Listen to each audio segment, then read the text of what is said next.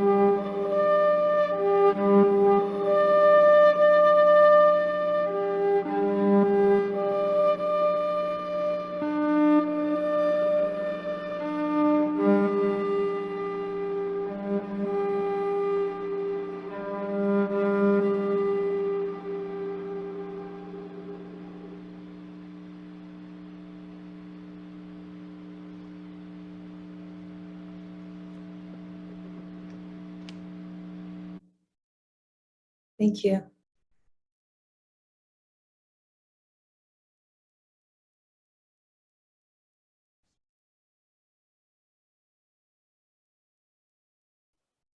Thank you so much, Julia, for that beautiful, beautiful presentation of beautiful music and artistry. We really appreciate a wonderful way to start our session. Thank you.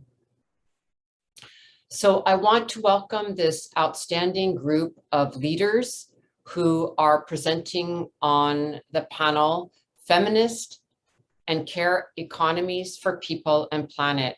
Thank you all for your important work and leadership in this field, which is essential to how we are going to imagine our world and the kind of future we see for ourselves and our children. As we have been discussing over the past days in the Assembly, the climate crisis is also an issue of justice, equity, and power upheld by legacies of colonialism and white supremacy. And in this context, patriarchy and capitalism are inextricably linked with the climate crisis and responses to the COVID-19 pandemic, and women's labor across all sectors continues to be undervalued and invisibilized in these ongoing crises. So it's important to recognize that care work that is most often performed by women, and particularly women of color, is in fact climate work. So we need to ensure that the economy we are working to build is grounded in gender and racial justice. Investing in a feminist care economy is necessary for a just transition, clean energy, decarbonization of our economies, and healthy communities. And the world over, women are advocating for circular care economies, as well as earth-centered economic models like buen vivir, which means living well with each other and the earth, as we confront colonial capitalistic frameworks and instead seek comprehensive systemic change founded upon care for people and planet for generations to come. I mean, this makes just so much sense. And sometimes when I say these words, I find it just so unbelievable that we have strayed from just common sense about care and love and community. But this is what we're fighting for and struggling for. This work also involves learning from Indigenous peoples about living in reciprocity with Mother Earth and learning how to be enhancers to the places we live and not continuing the model of taking and extracting and exploiting. So I really look forward to this important discussion on this economic transition, but it's also a worldview transition. And I'll be introducing the speakers in the order that they are presenting. We're very honored to have with us Titi Soen Toro. She's a member of Asia Pacific Forum on Women, Law and Development from Indonesia. Then we will be hearing from who you just heard some beautiful music from, Dr. Julia Kim. Again, she is the program director at Gross National Happiness Center in Bhutan. Then we will be hearing from Brauna Kuo Kaen. She is Sami. She is a research professor of Arctic Indigenous Studies at the University of Lapland in Finland. Then we will be having Jackie Fielder. She is Tuketa Lakota and Hidatsa. She is the co-founder of the San Francisco Public Bank Coalition. She's also the communications director at Stop the Money Pipeline and many other leadership roles from Turtle Island or the US. Then we will be hearing from Dr. Shalini Grover. She is the research fellow for Global Economics of Care, International Inequalities Institute in the London School of Economics and Political Science from the UK. And then we will be hearing from Irene Hongpin Shen. She is from the Trade Unions for Energy Democracy located in the US. And what a lineup of amazing presenters. And with that, I'd like to hand the floor over to you, Titi. Thank you for joining us. I think I will be helped to do my 3 slides presentation.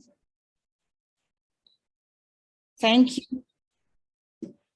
Good morning, everyone. Good morning from my place. So maybe in other time zone is good evening, good afternoon, good morning too. So the care work of women, if we link with the climate, it is not something standalone. but it exists in the context of the extractive high carbon economy under intertwined powers of patriarchy, globalization, militarism, and fundamentalism. The care and climate in the changing paradigm I would like to speak about in this assembly. Thank you to the organizer of the WECAN Assembly for allowing me to share some thoughts about the care and the climate. Next slide, please. So I just create a graph. It's actually to make easier, rather than talking and then people think, oh, what are you talking about? So that's trying to make it easier to understand. So if we look the intertwined powers of patriarchy, globalization, and militarism and fundamentalism, it was we all experience mostly in Asia Pacific regions. So they manifested in the extractive industries, fossil fuel-based energies, sources, industrial farming, logging, and other land monopolies. Those are large contributors to the GSGs and global warming. Moreover, the negotiations of free trade agreements and investment diminish the ability of state to regulate in the interest of environment, human rights, and the public goods. Under this context, women unpaid work sustain the existing economy, and the economic growth depends on the low wages of women in insecure and informal employment, including subsistence farming, service industries, domestic and care work. The decision-making processes regarding the climate crisis and climate response measures do not invite nor involve women. Mostly, women are targeted to do care work in climate projects, like planting and taking care of plants or trees, with the basic notions that if women can take care of the children, why they cannot take care of the plants? That's the common sense they are using. And also doing work like recycling household waste for the waste bank. So women are not informed and educated work for the climate solution. To climate solution. Moreover, mitigate burden of. We're having a little bit of a hearing you. Can you move closer to your microphone at all? Sorry, yeah. Forced displacement for climate mitigation and adaptation projects increase the burden of women care work. They have to take care of family in camps and temporary shelters, scavenge for food, and beg for water to the surrounding houses and public toilets, among others. Next slide, please. If we talk about care in the existing climate paradigm, I can say that women bear the brunt of climate disaster and climate response measure. Nowadays, the call for transformation from the extractive high carbon economy to the low one is getting stronger and accepted. Many also see this call as a market opportunity for profits. Hence, our call is not limited to high carbon into low carbon only, but the whole development paradigm has to be transformed. The transformation is not only about changing the energy sources and having a new technologies.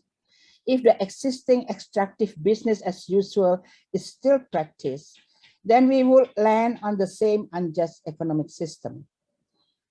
What we want is a system change to a just and equitable transition from the extractive high carbon into gender just, sustainable, and low carbon economy and development.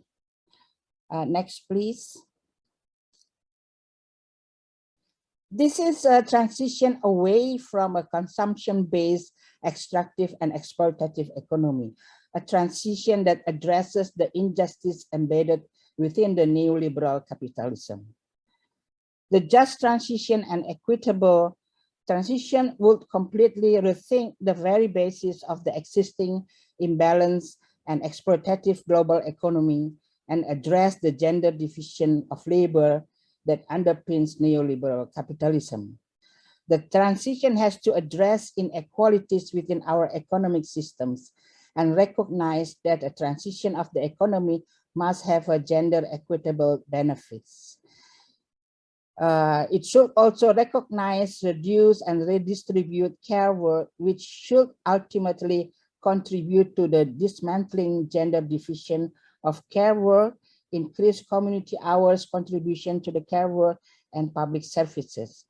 It will also prioritize public funding of care. A low carbon just economy that deals with climate disruption and upholds human rights will require an enormous increase in health and care workers. If we can ensure their work is valued through living wages, secure contract, strong education, collective bargaining rights, women will benefit as workers through the redistribution of care work and through improving their health and care rights. A universal basic income or social wage, social security also included. A universal basic income will also provide women with autonomy to make decisions about their lives and play a role in limiting economic dependency.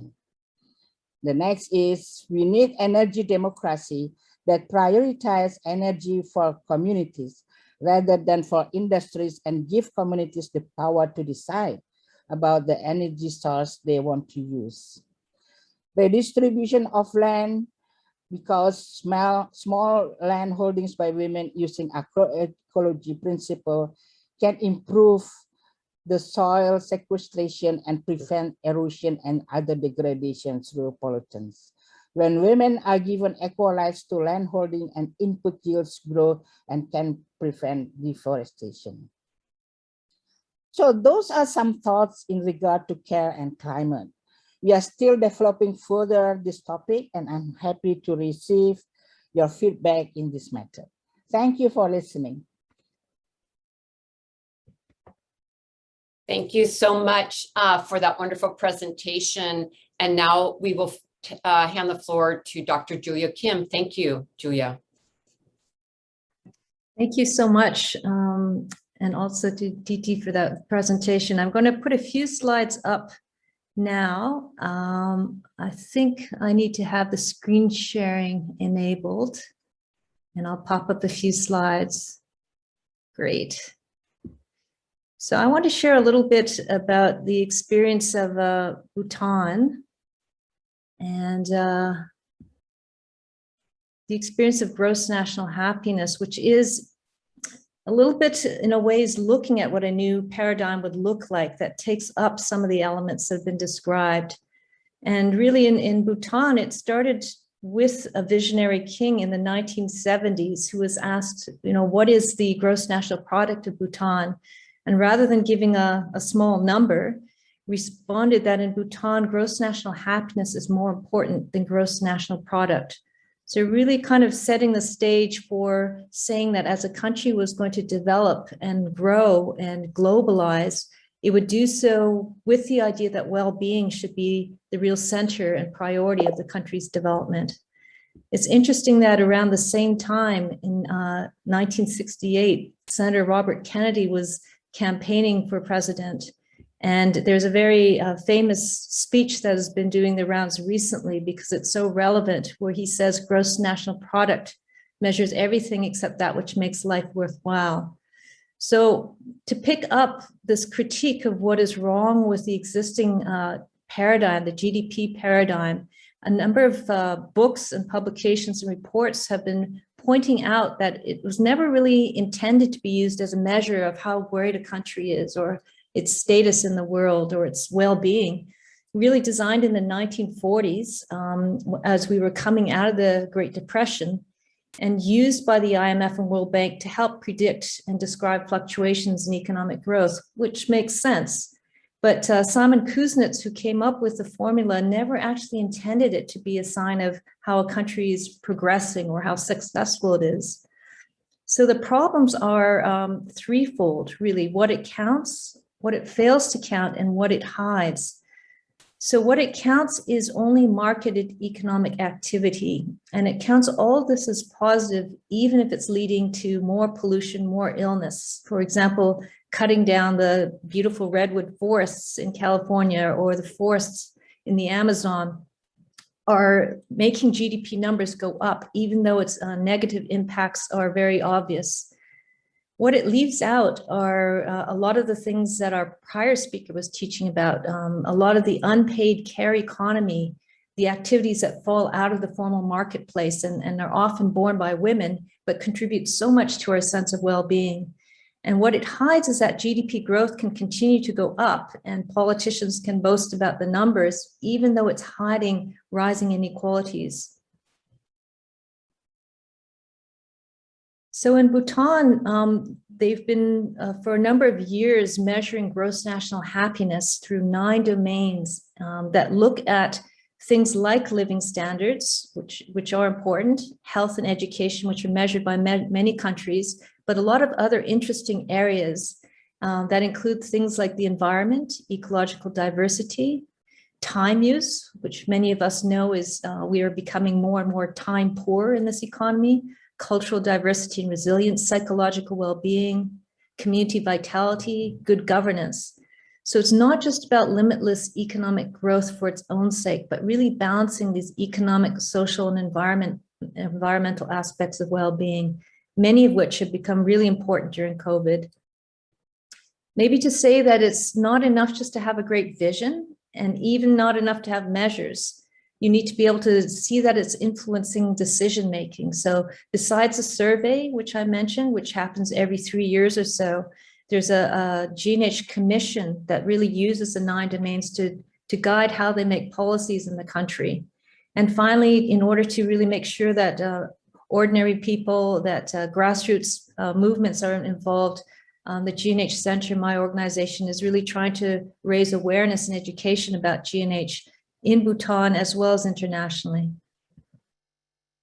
So maybe just to conclude with a few reflections about what it could look like as we think about a new paradigm that focuses on care, that is not perpetuating the patriarchal systems that we're currently under, and that are really designed with the idea that we are living on a planet with finite resources, and more than that, that we're sharing a community of life with other living beings on this planet. What can we see as hopeful seeds of the future? And I think it's interesting that more governments are focusing on well-being economies and well-being measures. And for those who are not aware of the excellent work of Wellbeing Economy Alliance, I would point you to their websites, their work. There are countries such as Scotland, Iceland, Wales, New Zealand, that are really prioritizing well-being in their budgets and in their measures. We're seeing new examples of economic models that are being applied at city level. And I really would suggest people look at Kate Raworth's work on donut economics in Amsterdam, San Francisco, Melbourne, and a growing number of cities. In Canada, I've been excited to learn that the David Suzuki Foundation is really starting a Wellbeing Economy Alliance Canada, trying to bring this kind of thinking into the Canadian context as well. The Club of Rome, whom I've recently joined, are launching a 21st Century Transformational Economics Commission, trying to raise some of these new ideas to a higher level and try to draw out some of the common lessons for how we can live in a new economy which is in service with humanity and the planet. And maybe just to say a quote from a great systems thinker, Fritjof Capra, who invites us to think about what would future historians say about us and this time we're living in with the great pandemic. And it's a kind of optimistic note that they might conclude that even though this pandemic really had devastating impacts and tragic consequences for all of us, in the long run, it may have saved humanity and large parts of the community of life from extinction if we're able to grab this opportunity to rebuild and rethink and redesign our economy in a way that's much more in alignment with well-being. So I'll just conclude there, and I'm looking forward to hearing from our other presenters. Thank you so much, both Titi and Julia, for those excellent remarks, and really helping us to open our minds to very different ways of viewing our economy and changing this at a foundational level. Really exciting work. Thank you very much. And we're putting links to the work that both of you presented in the chat so people can keep exploring further. And with that, I would like to invite Rana Ku-o-Kenen, who is Sami, to present now. Thank you.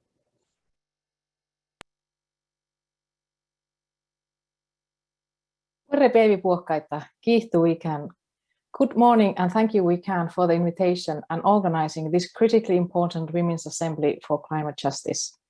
In my brief remarks, I'll be talking about Indigenous caretaking ethics and economies. In most simple terms, these mean that if we take care of, say, the salmon or reindeer or sweetgrass, the salmon, reindeer, or sweetgrass takes care of us. Indigenous caretaking ethics are informed by relational worldviews that foreground reciprocity and reciprocal responsibilities. The world is a web of relations in which all living beings are related and interconnected. Indigenous peoples have always known this, but the rest of the world is only recently started to wake up to this reality. Indigenous caretaking ethics are also grounded in what I've called the logic of the gift. Instead of viewing the gift as a form of exchange or having only an economic function, I argue that the gift is a reflection of a particular worldview, one characterized by the perception that the natural environment, and indeed the entire universe, is a living entity which gives its gifts and abundance to people, provided that they observe certain responsibilities and that those people treat the earth and her gifts with respect and gratitude. Among the world's indigenous peoples, there are certain commonly shared universal laws with regard to the responsibilities toward our non-human relations. These include the law of taking only what is needed, the law of not taking the gifts of earth for granted, and the law of reciprocity. Each indigenous people have their own traditions and practices with regard to enacting these laws. For my people, the Sami, these practices include sharing the earth's abundance with Sietis, which traditionally in Sami society has also been an important means to maintain relations and the social cosmic order. Sieti is the sacred place of the gift, where the gift is given to thank certain spirits for sharing their abundance.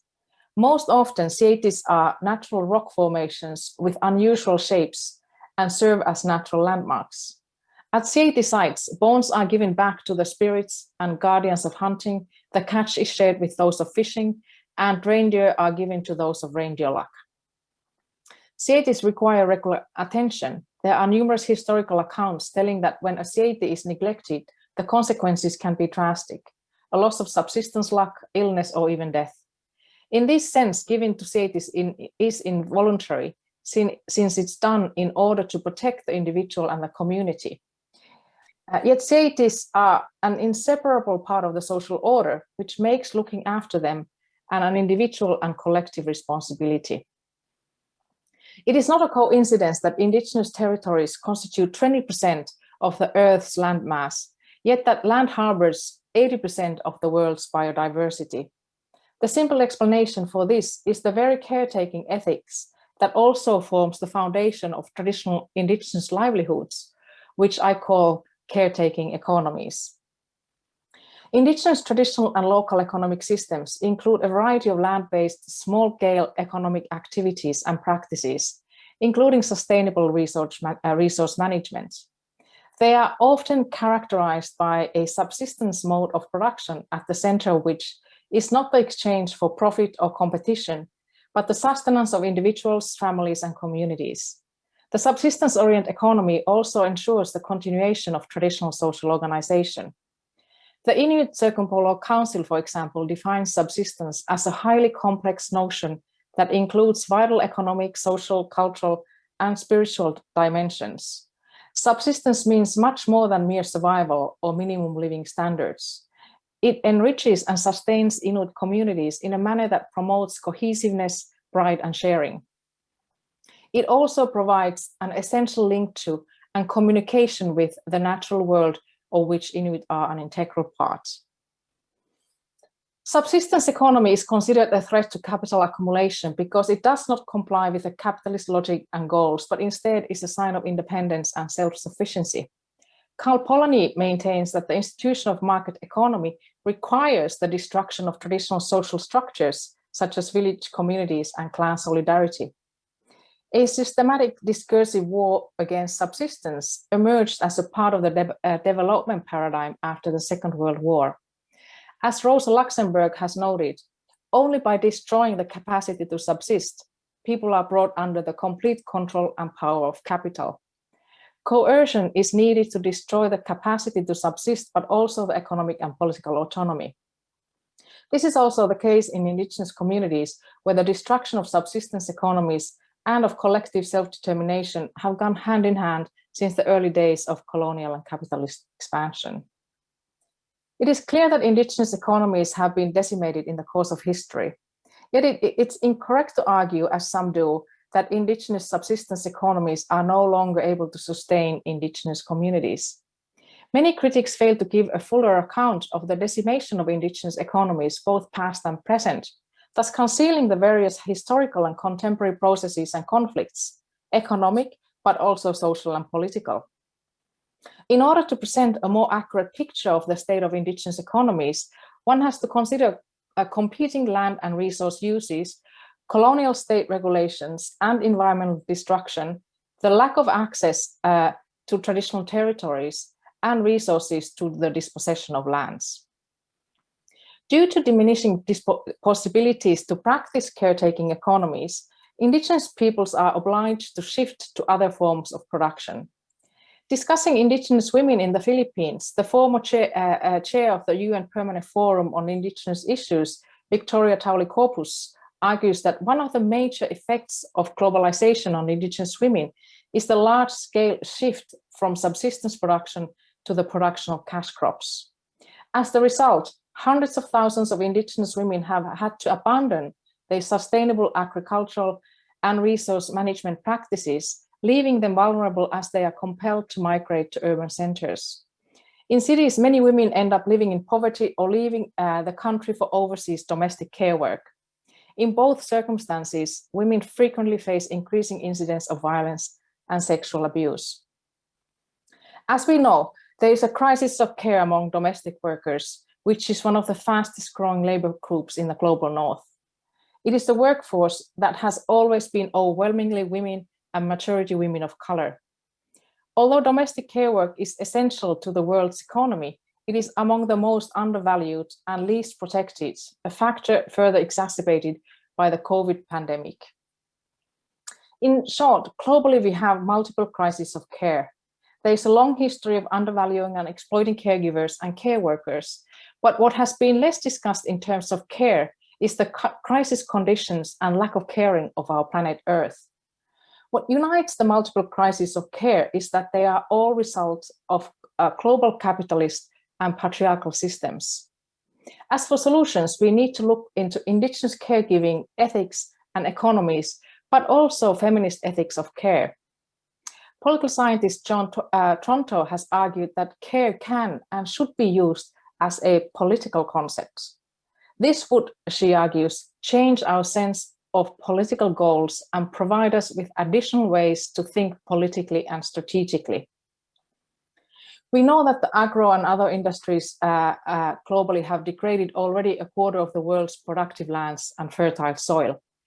We also now know that the future of our food production depends on agroecology, sustainable farming practices that apply ecological concepts and principles to promote soil health, mitigate climate change through reducing emissions, recycling resources, and prioritizing local supply chains. It is deeply disheartening to think that now more than ever before, we desperately need those very indigenous subsistence practices that global capitalism has wreaked havoc in and forced people out of them. Yet, if we adopt care as a political concept and begin to see the linkages between the multiple crises of care, we can also see the potential of caregiving ethics and economies. Obviously, not all of us can begin practicing agroecology, but we sure can, all of us, adopt caregiving ethics, grounded in the notion of reciprocal responsibilities toward one another as well as our precious earth. Kiihtu ollu, etnä kiihtu. Thank you for your attention. Much, Arauna, for your important comments. And now we go to Jackie Fielder. Please go ahead, Jackie, you have the floor. Thank you. Hi, everyone. My name is Jackie Fielder. Thank you to my fellow panelists and to WECAN for organizing this. It's an honor to be in this space with you. I am going to talk a little bit about public banks. I am a member of 3 affiliated tribes, which is a small tribe in the northwest corner of so-called North Dakota. But I was raised and born in California and as well, I have lived here for most of my life. In 2016, most of us saw the egregious violations of Indigenous people's rights to free, prior, and informed consent at Standing Rock. This is my ancestral territory. I am, as well as Mandan and Hidatsa, to Kettle Lakota, and seeing people that looked like me, like my relatives, face down the barrel of guns really shook me to think about what can I do to further the cause of Indigenous rights and the sacredness of our planet, all the way from here in California. You know, the supposedly very progressive state, this very wealthy state, and from here on Yelamu land in so-called San Francisco, which is a financial capital of the US, if you will. And at the time, there was this movement to defund the Dakota Access Pipeline. And that meant having customers of large Wall Street banks divest their personal accounts. You know, I switched my own bank at the time from Wells Fargo to another one, and to push cities to try to find a way to get their massive budgets, their multi-billion-dollar budgets out of these Wall Street banks and into something else. And the wall that we ran up against was that there was really no other option. The legal system had constricted us to consider really only the largest banks. Credit unions, though much better, there's also legal restrictions around that. There's also political restrictions that are more self-imposed from the more neoliberal parts of our bureaucracy that cannot see a world beyond Wall Street banks. And so as advocates, we came together in San Francisco to form a San Francisco Public Bank Coalition. This was following the San Francisco Defund Apple Coalition, realizing that there was really no alternative, so we'll have to make it on our own. And little did we know that we were jumping into a movement that had been going on for quite a while, but looking into history, the only example, ironically, in the United States that is still living is the Bank of North Dakota. And this bank, just because it's public, doesn't mean that it is inherently good. It can be served for settler colonialist ends. And in fact, the Bank of North Dakota lent several $1 million to the state of North Dakota at the time of the Standing Rock protests to crack down on unarmed water protectors. So we knew that we needed to bring the best from that project and drop the worst. And several years later now, we are still having to cut our own path, especially in the world of bureaucracy. But what is apparent now is that whatever our intentions for the bank in the future, the big bank that we all want, has to be grounded in really strong principles about the world that we want. We want it to respect Indigenous rights. We want it to house people and help further the vision of guaranteeing everyone a right to housing. We want to be able to invest in regenerative economies. We want to invest in regenerative companies. That doesn't mean that we put profit necessarily as the foremost goal of the public bank, but it does mean that we, in thinking about regenerative economies, that we think about what principles really matter to us here in this region.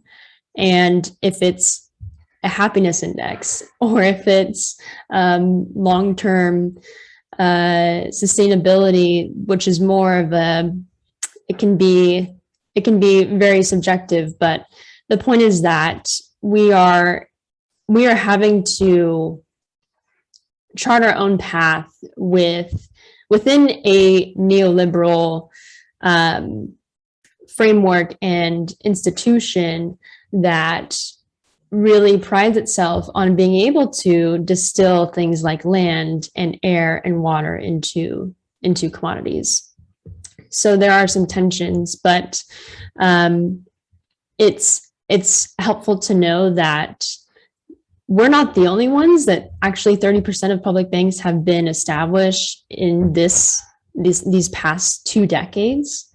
Obviously, there are challenges at various levels, but we have examples to draw from abroad. Not every single public bank is perfect, but there are examples of worker-owned public banks, as we see in Costa Rica. There is much to be gained and learned about the system of public banking in Germany that has helped facilitate renewable economies.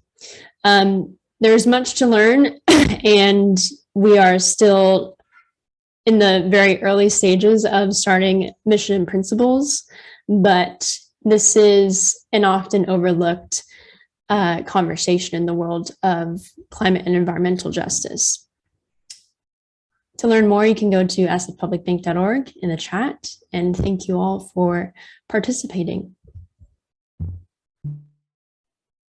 Thank you so much, Jackie, for your work, and also really being a pathfinder as you really enter into these spaces, which are very challenging to change these systems. I just so honor the practical hands-on application of how we're going to change our banking sector, and just really applaud the work that you're doing. Thank you very much for that presentation.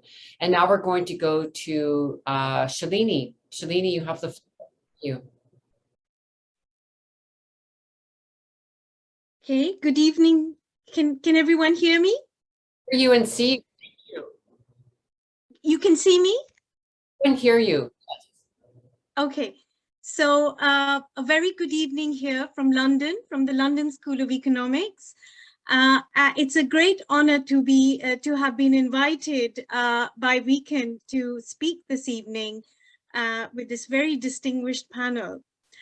I would like to come in here with what most people have said, that care is the crisis of our time, and the global care economy is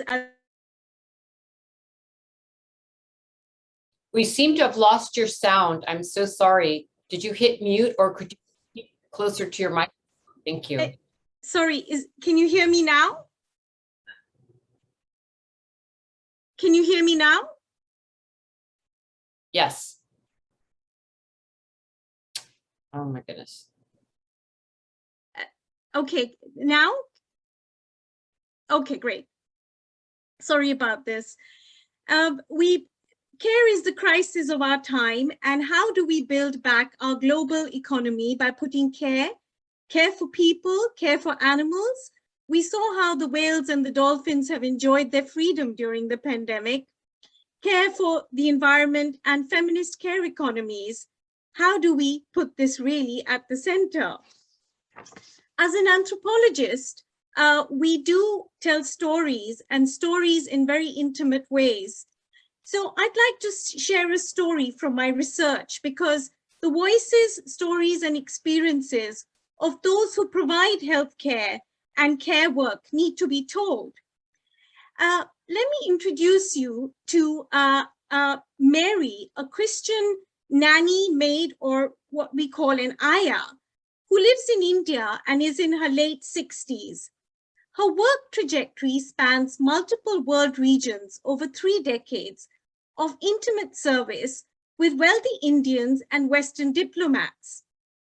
On meeting Mary for the first time, we sit in a park to discuss whether she'd like to involve herself in an in-depth anthropological study.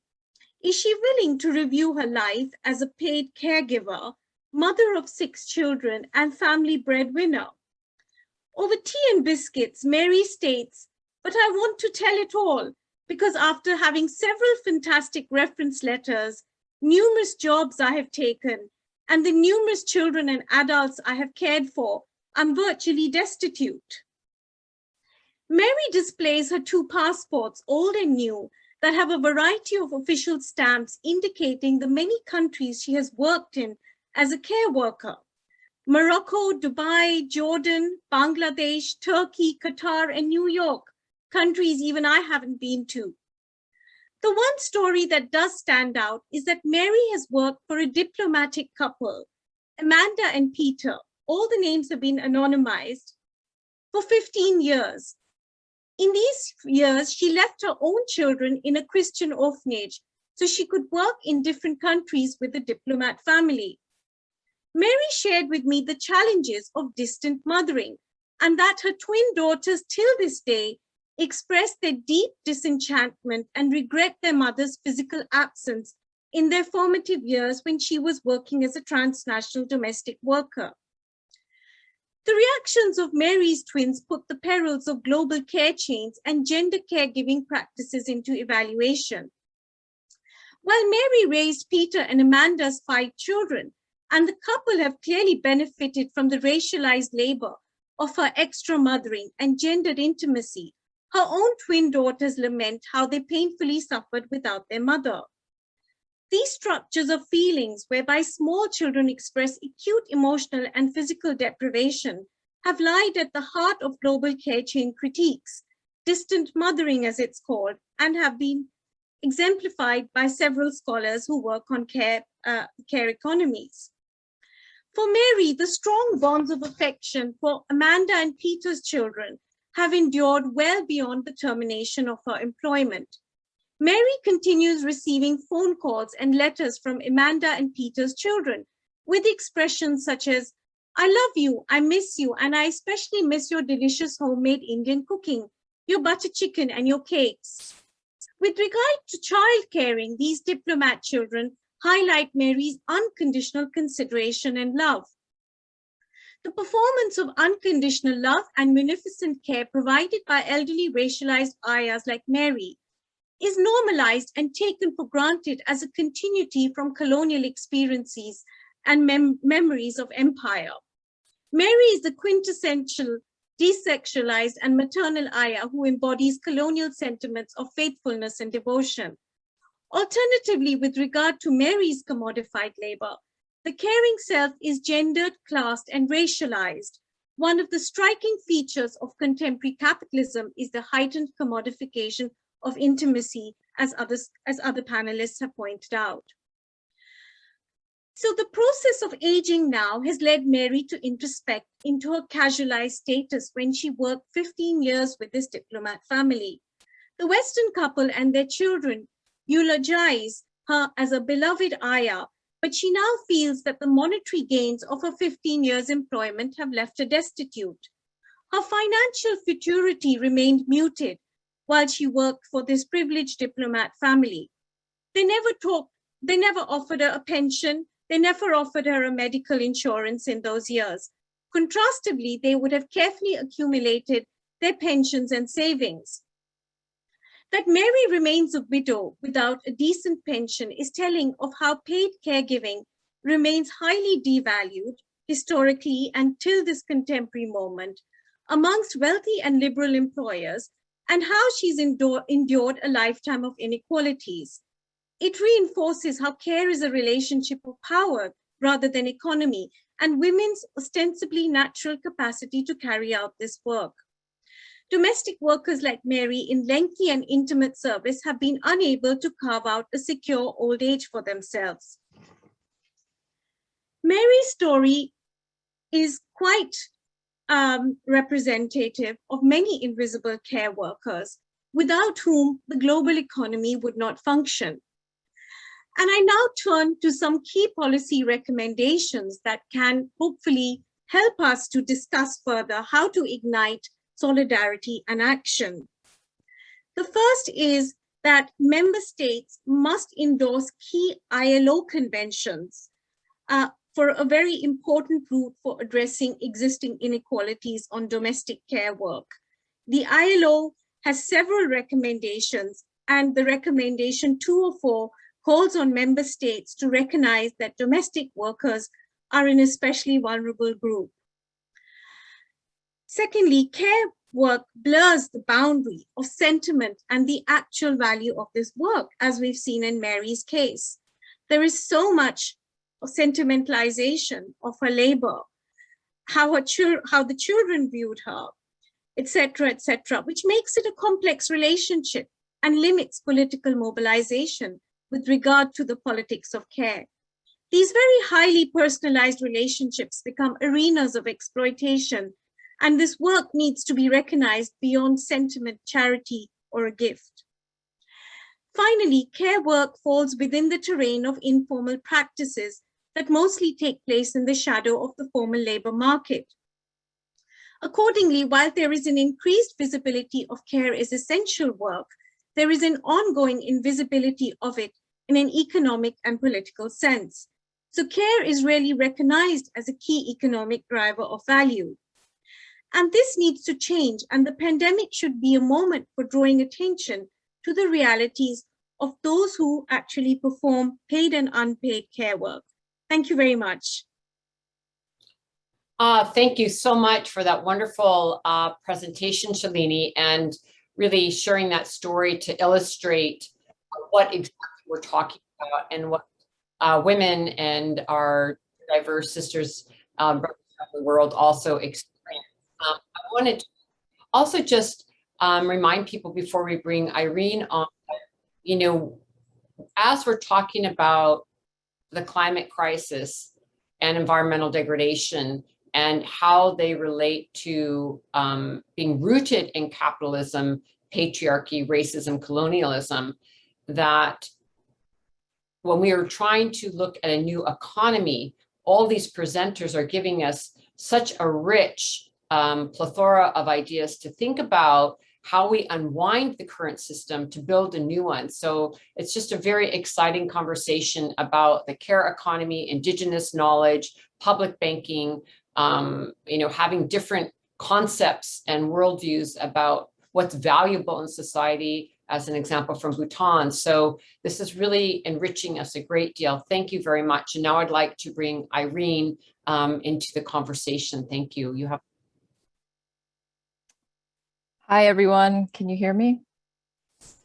Great, great. 各位女士，大家好. Greetings, sisters, and everyone here today.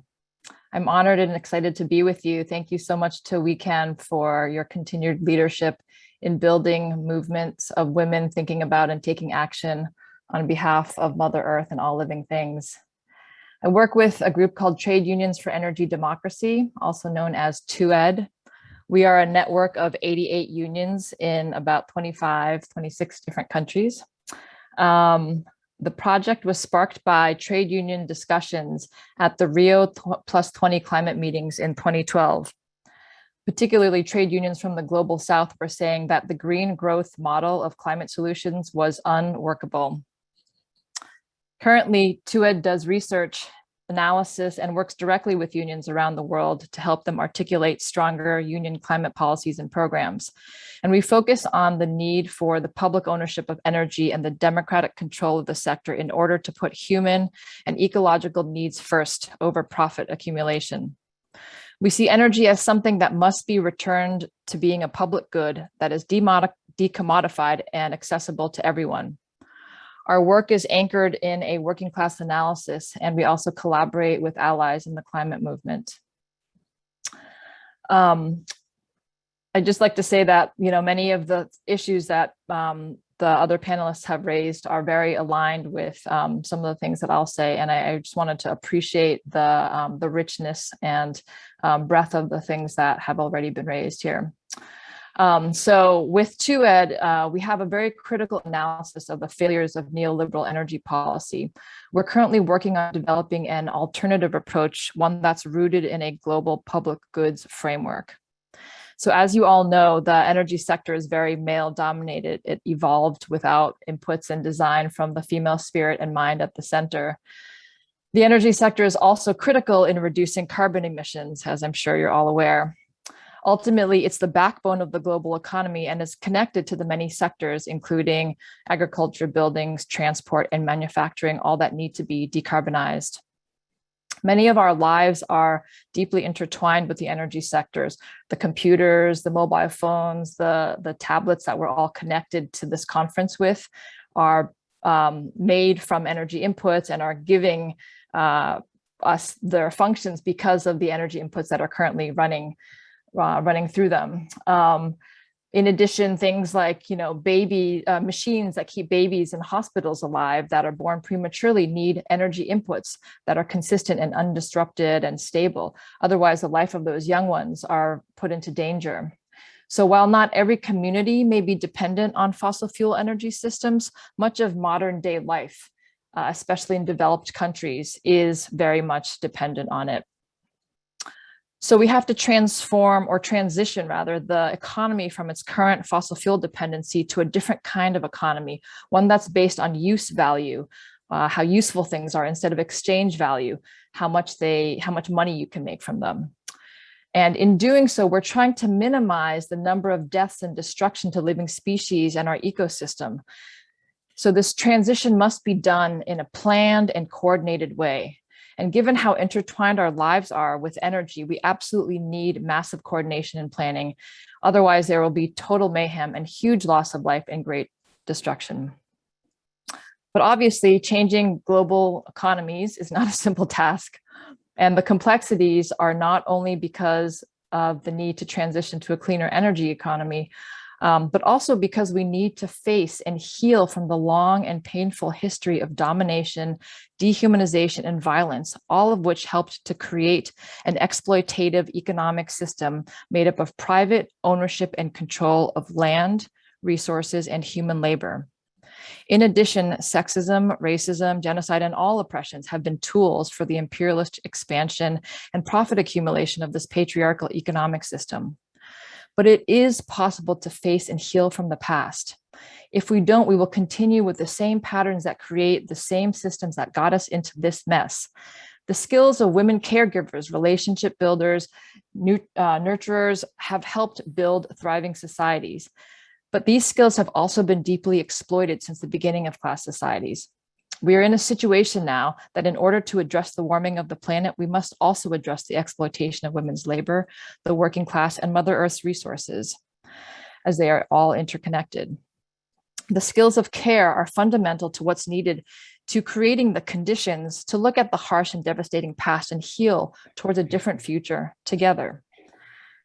These are critical features of a feminist and regenerative economy. And in parallel, the public ownership of energy is also crucial in creating the conditions to decarbonize with a plan and with a feminist agenda at its center.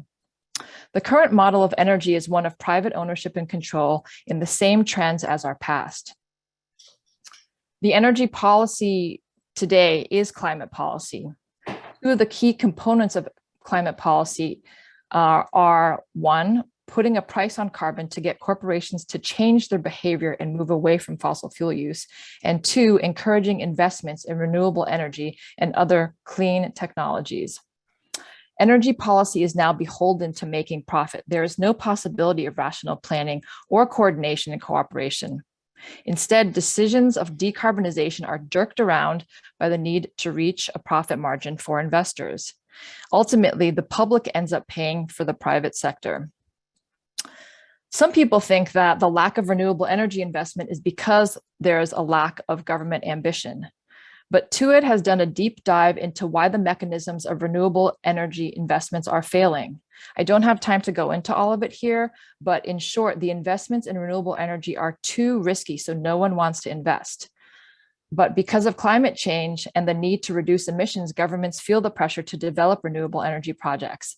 And the consequence of this is that governments end up using public money to guarantee profits to meet the profit margins of private investors. So again, you have the public purse paying for the private sector. Not only are these policies increasing injustice, but they are also slowing down decarbonization. I'm going to show you a graph here. This is old school style. I'm showing you, I hope you guys can see this. You can see here, there is, actually, let me just make sure you can see what I'm showing you. You can see energy usage here. Okay, this is 2019. This is years on the bottom. This is 2019, and you can see energy demand here. And on the very bottom, you can see solar and wind in tiny slivers. And that's how much of solar and wind generation is used toward fulfilling this energy demand. It's so tiny, you can barely see it. It means it's barely making an impact. And that is not because of political will. It is because of a profit model of energy. I'm going to give you an example about Scotland, since COP26 is in Glasgow this year. There were jobs promised to Scottish workers at BIFAB, this set of yards where they produce industrial production.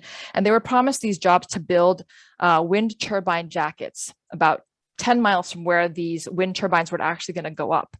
But these jobs never materialized because it wasn't possible to generate the profits needed to meet all of the expenses for these wind projects and also meet margins for private investors. So these jobs went elsewhere for cheaper labor and cheaper production costs. Meanwhile, they had to ship the final projects back to Scotland, increasing global emissions, which is completely ridiculous.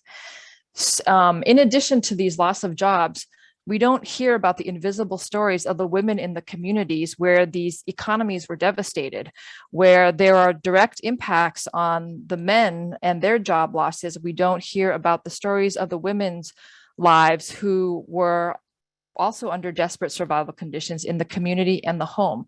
If we did hear more about these stories of women, we would maybe be pushed to fight for a different kind of energy model.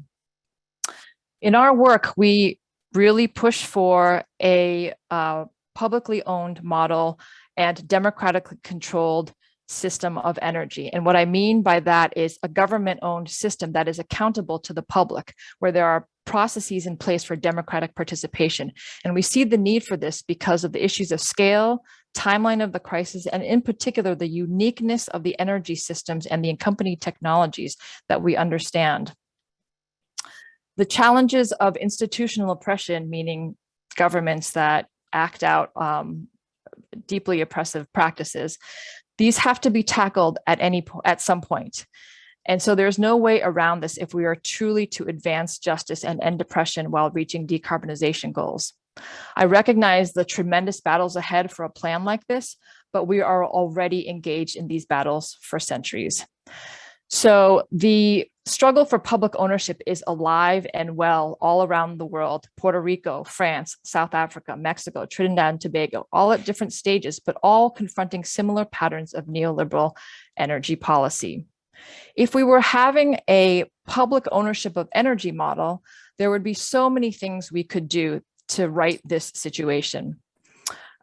This includes taking technologies and actually assessing them by criteria, not based on whether or not they could make someone money. So for example, you could take solar PVs and look at the decarbonization potential, look at how much raw material extraction was needed for production, look at the waste generation during the lifespan of the solar PV, look at land use issues, look at job creation, health and safety, etc.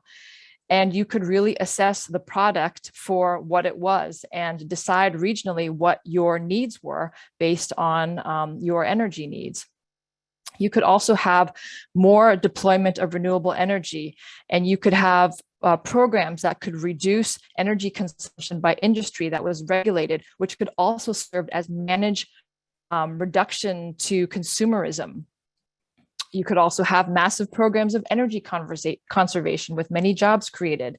There could be cooperation between nations with established sharing of technology and waived intellectual property rights. You could have local projects that were could be coordinated and protected and potentially expanded, rather than a patchwork of solutions that would always be on the brink of getting destroyed by some other money-making enterprise. All in all, the public energy framework is one that could produce putting the priorities of human ecological needs first. And with that, I see it as deeply aligned with a feminist agenda, and one in which we could actually incorporate a feminist platform.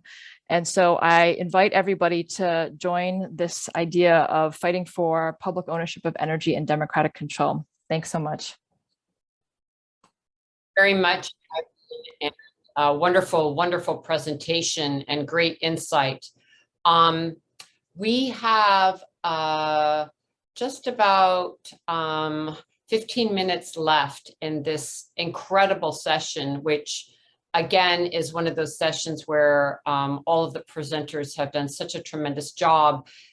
We could really be here all day to tease out these points that are all vital to building the new just economy that we want, that really centers racial, gender, and economic justice. So, thank you for that. What I would like to do, starting with Titi and then going to Julia and Rauna, who joined us vis-a-vis video because it's late at night there. So we'll go to Titi, to Julia, to Jackie, to Shalini, and then Irene. I apologize in advance, but if you could just give us like a really stick to it 2-minute response from the other panelists, but most especially if you could give us a top line of what we need to focus on and think about as we are looking towards a new economy. If you could just frame some top lines about what's most needed right now, because we are in a crisis and there's no time to lose. What can you guide us in with your expertise in a 2-minute summary would be really helpful. So let's start with you, TT, and just stick with 2 minutes. Thank you. And again, I apologize about the time limit. TT? Thank you. I mean, thinking of paradigm, it's really needed. Otherwise, we land on the same situations. Because there's a lot of fake solution related to the climate. And we need to deal with that, to deal with the way of thinking, the way of seeing how and our development system is now failing to help people, failing to save our planet. So we need to change the way of thinking of the whole issue, climate care work, and all the oppression through the militarism, globalization, and so on. So it's not to make 2 points, but wherever I talk, I think the change of paradigm, of the development paradigm is very important. Thank you also. For joining us and for all the wonderful work you do at your organization. Thank you so much. Julia. Thank you. Wow, what a lively conversation. Maybe just the top of mind things I'd want to share is, one is that, this is really an important moment where we can unite around this understanding that the current economic system, whether you call it neoliberal economic system, GDP-based system, it's broken. And It's an opportunity to say also with a well-being economy lens, it's not benefiting anybody anymore, actually. I could have shared some very interesting data on how well-being is getting worse in wealthy countries as well, how widening inequality is worsening quality of life for people who are having to live behind gated communities, higher crime rates, not to mention the devastation of the environment.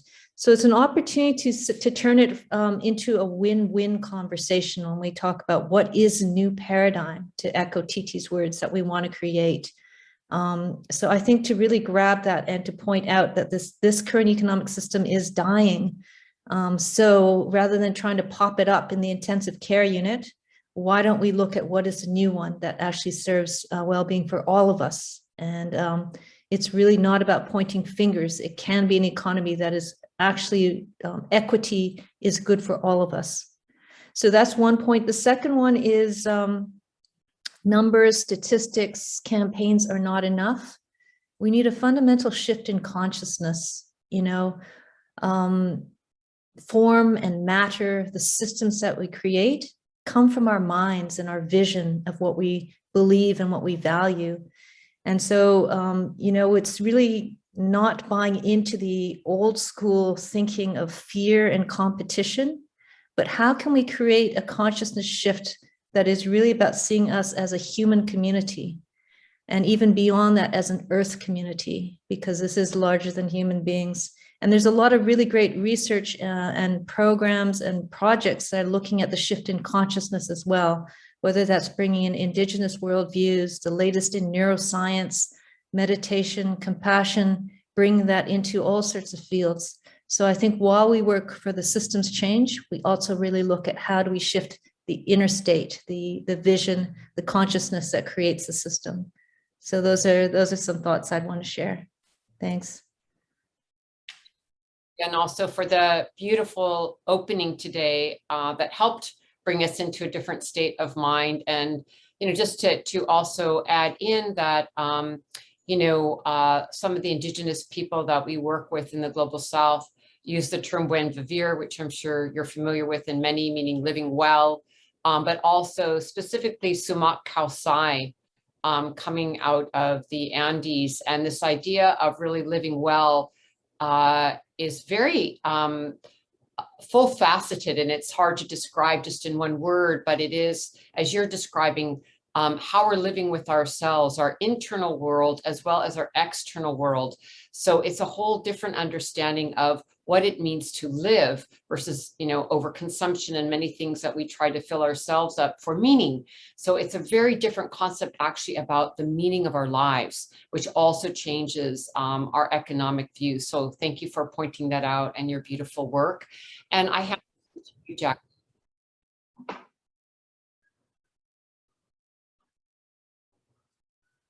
Jackie, are you still with us?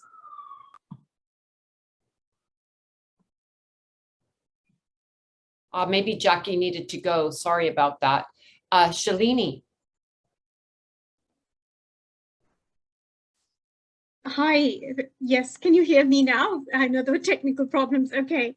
I think this is fantastic. This is an amazing dialogue. And I just like to echo what Titi and Julia have said and make my point that, you know, I come back to this, you know, what can be done to make care more central to what we value? You know, how, you know, if you look at what happened in the UK, it's it was care nationalism, it was heroism, you know, the care domestic workers, the support they received was performative and very transient. Everyone's going to forget about what they did in the pandemic, and it hasn't really, you know, bought them any monetary gains. So it's the value, you know, the value we attribute to care, and this reordering that care is central for life, vital, and that it is experienced with violence, vulnerability, and control, and we need an urgent reordering of these inequalities and the global order. Thank you. Thank you so much. And let's go ahead now. Thank you, Shalini, for your intervention, to Irene. Thanks. I guess I would just reiterate that I do really believe that the framework of a public ownership of energy creates the conditions for us to center a feminist agenda and platform and build out, fundamentally a care economy and many of the other things that some of the other panelists have talked about. And also, I just wanted to echo something that Julia was talking about in terms of the personal and individual. I really think that our individual change impacts the collective change and consciousness. And I think that it's an important piece not to be lost here. But thanks so much.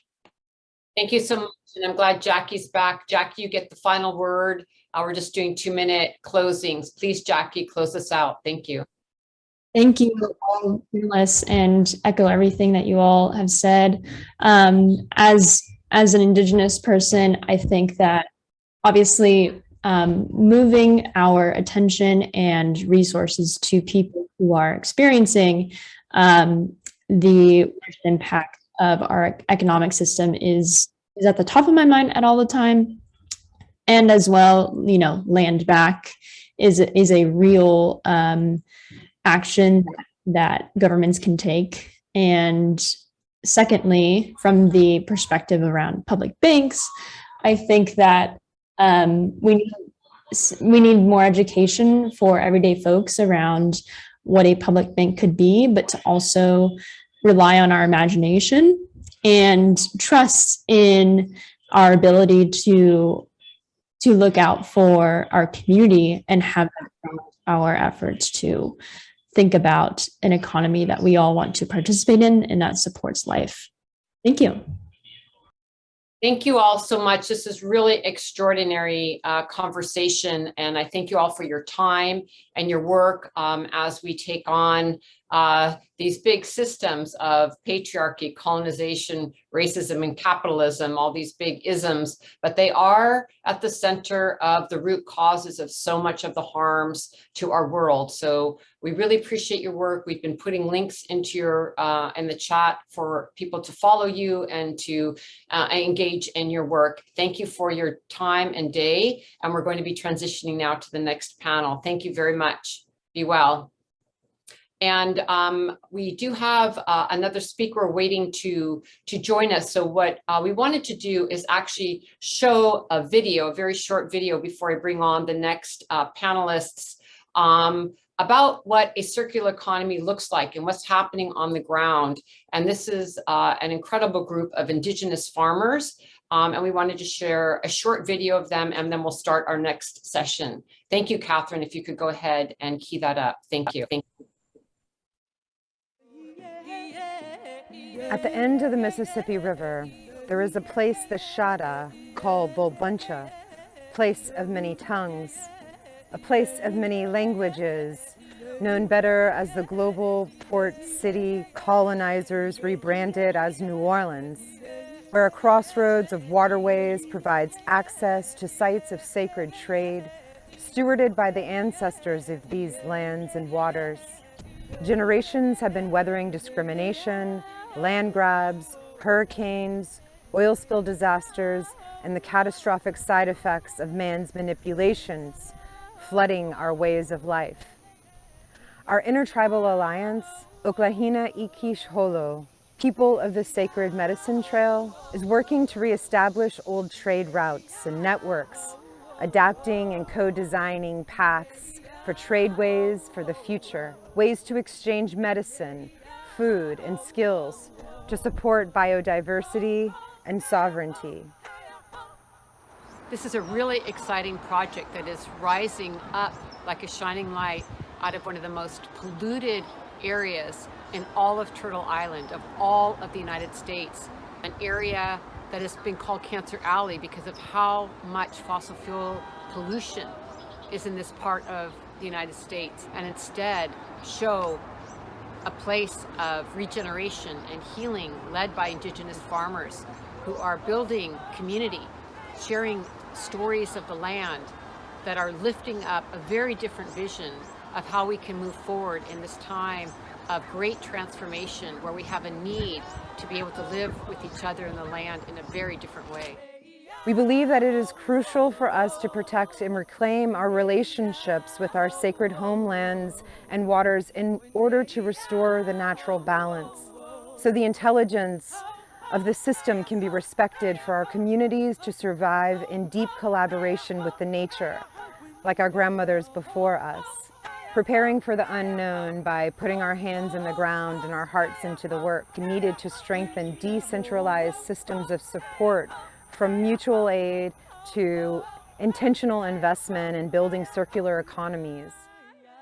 I think as we look at the multiple crises of the climate crisis and environmental degradation and colonization and environmental racism, that one of the most important things that we could be doing is to really support food sovereignty programs and food security, a way to really ensure cultural survival and cultural practices as we see storytelling taking place, and the story of the seeds and the story of the communities and all these different peoples that came together on these trade routes. When we talk about what we're going to do about the climate crisis, what are we going to do about colonization, what are we going to do about respecting Indigenous peoples and Indigenous peoples' rights, this is a response. Our gardeners are on a journey together, collectively learning and sharing skills, hosting workshops on a spectrum of topics, from composting to multimedia storytelling to medicine making, seed harvesting, and more. The Oklahina Ikish Holo network of gardens connect us to each other, to traditional territories, to the places we call home, to the earth, and to the planetary work that is so urgently needed. But we know the plants carry the lessons to help us face the intersectional toxic challenges of injustices tied to colonial practices, perpetuated by multinational petrochemical corporations fueling the climate crisis. We are Uma, Shata, Osage, Lakota, Muskogee, Eastern Siouan, Sichungu Lakota, and Creole, femme and non-binary gardeners, seeding and growing and building across the Gulf South to defend and protect and to restore our lands and waters in the Mississippi River Delta and within the ancestral territories of the Shata and Muskogee. And it's one of the ways that we begin to really honor the call from Indigenous peoples for land back, for rematriation of the land. And the dream of this project is a seventh generation project that will go on for many, many generations.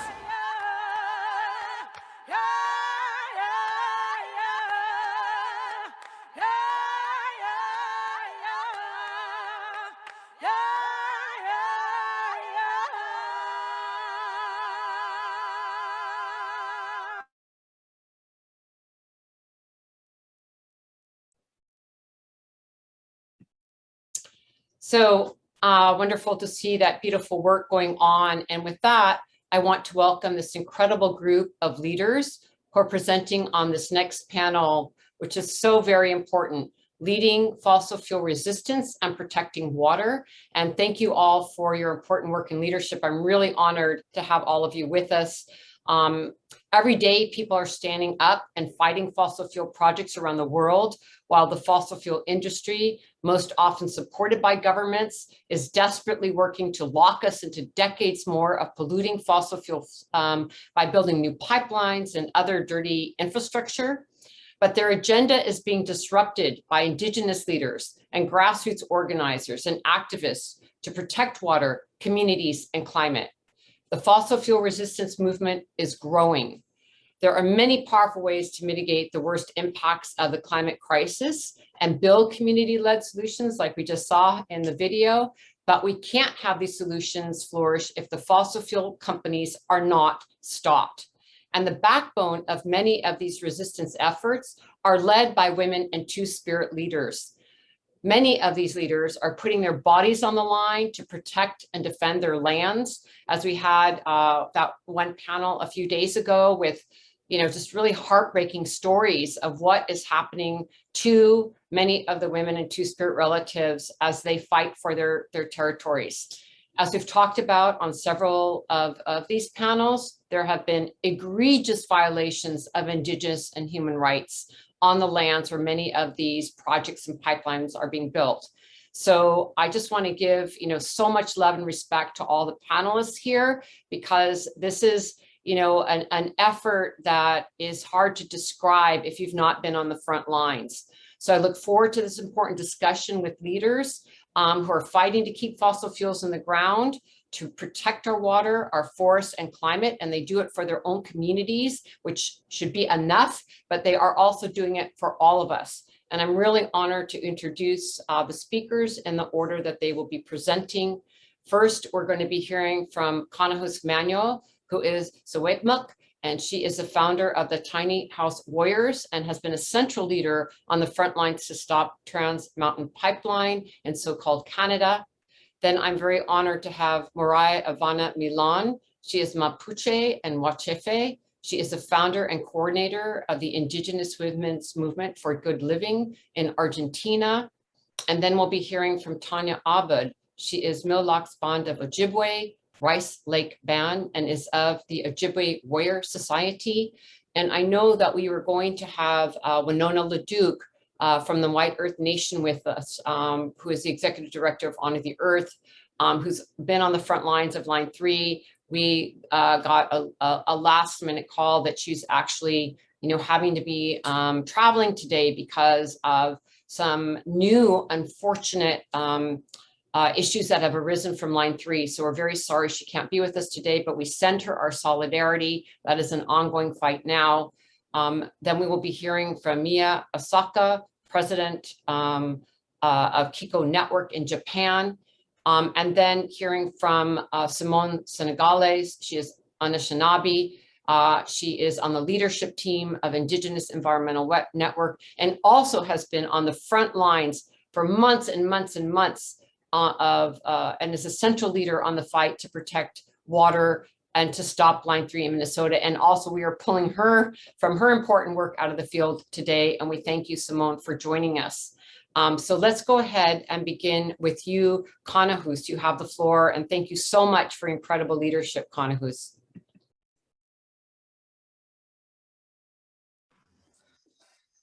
Hello, everybody.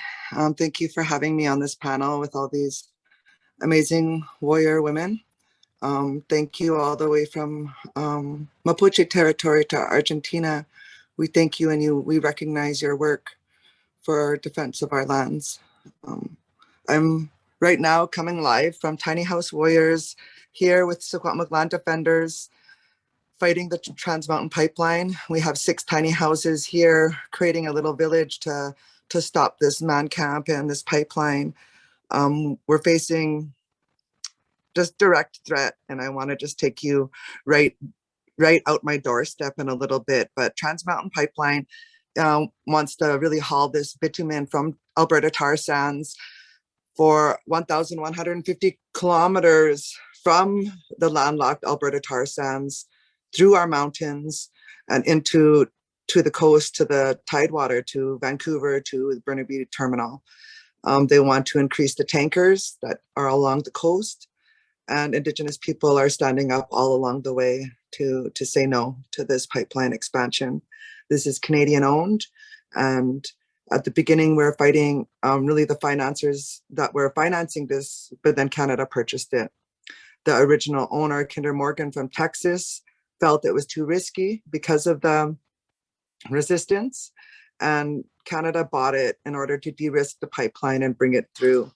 I want to just show you real quick, because just watching that video, it made me really think about our medicines and our blueberries, some of our area that we're protecting. And I don't know how my signal is going to be, but this is our front line here.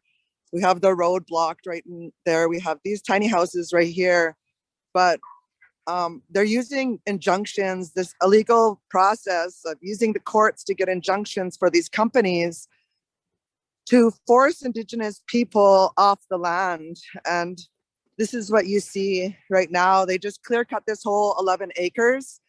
July 23rd, they fenced off this with these cheap little fences and stole 11 acres from us. And we've been here monitoring the site. 6 people got arrested so far while they're bringing in equipment. They say there's been $75,000 worth of damage on some of their equipment. What we're doing here is really torture, to witness what Trans Mountain is doing to our land. And this is not the only place that they're going in. This is for our man camp. This is for a man camp to house 550 men to build this 1,000-kilometer pipeline. So there's construction up and down this whole valley. They're bringing a pipeline through an already existing corridor. That's the transportation corridors. The railway already came through this corridor, the path of least resistance. They follow the river at the bottom, and the river at the bottom of our mountains, and the highway. So they have the Yellowhead Highway too, and they're bringing a second pipeline. This is the second of an already existing old 1953 pipeline. So this will double an already existing pipeline, but it'll be bringing a highly toxic crude oil, a bitumen, and diluted bitumen. And you could look at the Kalamazoo spill, that was a Dilbit spill. And we're just facing what every Indigenous person around the world is facing when any type of destruction comes through, and it's land trauma, and it affects our people in different ways. It triggers our people in different ways, and our people react in different ways. And sometimes it's very reactionary. And every time have our people face down with the cuffs on. That's how it ends. And it ends up with our people in jail. So no matter how we fight, we're still facing off with this colonial oppression, no matter how it is, but we won't stop. And we're still able to celebrate certain victories. Like yesterday, a judge denied an injunction for an area that was facing massive opposition at Fairy Creek at the old growth logging on Vancouver Island. And so we're hoping that judges across this, land these colonial judges will also deny injunctions for people like, and corporations like the Trans Mountain Coastal GasLink. The United Nations has already, demanded and ordered Canada to halt both projects, Trans Mountain and Coastal GasLink, and to revoke the permits and to stop using the police to deal with this land issue here. If I would have brought you into the front, you would have seen three RCMP vehicles there, one of them being a new division called the Community Industry Response Group, a new division of the RCMP that's just specifically invented to be placed, here to monitor Indigenous resistance against any type of opposition to Canada. And at this point, land back is what we're doing. We've claimed this area. They call this land that we're on so-called Crown land, but we're claiming this land back. All along this pipeline, we're going to be stopping pipelines, taking land back and stopping it. So that we have these houses, we're going to continue to deploy them at different sections that are very crucial to protect. So thank you. Really want to honor, you've been in this fight a very long time. Kanahus has also suffered directly from abuses of the police and has stood up bravely and courageously, a true warrior. And I want to also put into the chat the ongoing fight to also have the insurance companies pull money from this pipeline, which we at WECAN have been very engaged in. It's a little bit of a different divestment campaign, as Kanahu said, because the Canadian government owns this particular pipeline. So we're going after the insurance companies. This is a horrible, again, egregious violations against Indigenous and human rights. And we really want to support you. We have put your link into the chat section. This is a long-term fight with a lot of creativity, with a tiny house. But I just really want to uplift the incredible dedication you've shown. And one more time to really point out that Indigenous peoples are on the front line of these fights. And please learn more about free prior informed consent. And we have to all collect and support Indigenous rights, and that we demand governments and financial institutions, the fossil fuel industry, honor these international rights that Indigenous peoples have. So anyway, just standing in solidarity with you, sister, and sending you lots of love. Okay, we will now go to Mariah, who is an incredible warrioress in Argentina. And I believe she will be speaking in Spanish. So a friendly reminder to use your interpretation button. Thank you, Mariah, for joining us.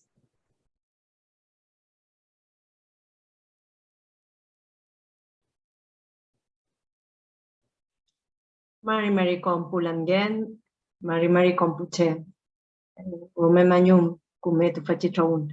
Muchas gracias por invitarme a esta importante reflexivo. Un honor compartir con los luchadores y las luchadoras de las naciones hermanas, de las primeras naciones preexistentes a los estados genocidas. Voy a tratar de hablar lento para permitir la traducción. En este momento, mientras compartimos la palabra, en el territorio mapuche, en la Puel Mapu, la Patagonia Argentina, están yendo a cazar a los mapuches. El Estado argentino está desplegando contra mi pueblo todo su arsenal militar, tiroteando a las comunidades para evitar las recuperaciones territoriales, para evitar que el pueblo mapuche salga a defender la vida. Estamos en un contexto de crisis civilizatoria que deja expuesta cómo estos estados-nación de todo el mundo han priorizado la muerte. La nación mapuche tiene bajo sus pies todo el petróleo que están visionando estas industrias de la petrodependencia.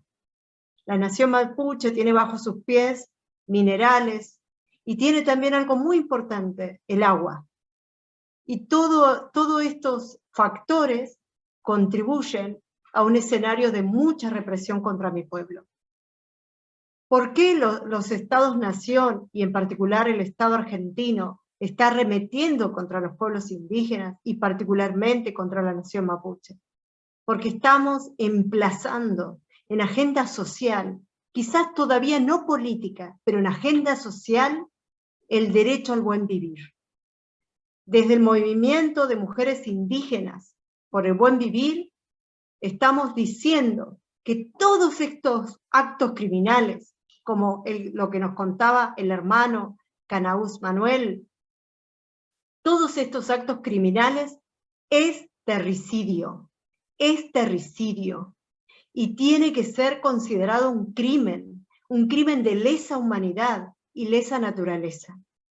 Hay algo que podemos hacer desde Canadá hasta el último espacio de la Patagonia, todas las naciones indígenas, y es unirnos para pedirle al mundo que el terricidio sea ley y sean condenadas las empresas terricidas y los gobiernos terricidas. No podemos aceptar una democracia sin participación directa de los pueblos, de las naciones indígenas. Esto que hoy las repúblicas coloniales, los estados coloniales llaman democracia, es dictadura. Dictadura contra los pueblos indígenas y dictadura contra la naturaleza. Para nosotros, el petróleo no es un recurso, es una fuerza, es un nehuen, una sangre vital que corre en la tierra y que cumple una función. Y esa función no es alimentar las arcas capitalistas. No vamos a admitir el fracking, no vamos a permitir la megaminería, no vamos a permitir todas las políticas extractivistas y terricidas en la Hual Mapu, en el territorio mapuche. Una nueva matriz civilizatoria tiene que ser tejida, es urgente, y es ahora. Nuestra unidad, nuestra sabiduría ancestral, nuestra fuerza, tiene que llevarnos a un diálogo propositivo. Tenemos que crear una propuesta. y la propuesta tiene que abrazar la vida. Escuchando al hermano de Canadá, a quienes admiro y abrazo con todo mi corazón y amor, cómo se invierte tanta infraestructura para la muerte, tanta infraestructura para sacar todos esos elementos vitales, como el petróleo, mientras que la infraestructura para la vida nos es negada, no nos permiten desarrollar infraestructura para la vida. Pensaba en esta metáfora, las pequeñas casas resistiendo para construir un gran hogar.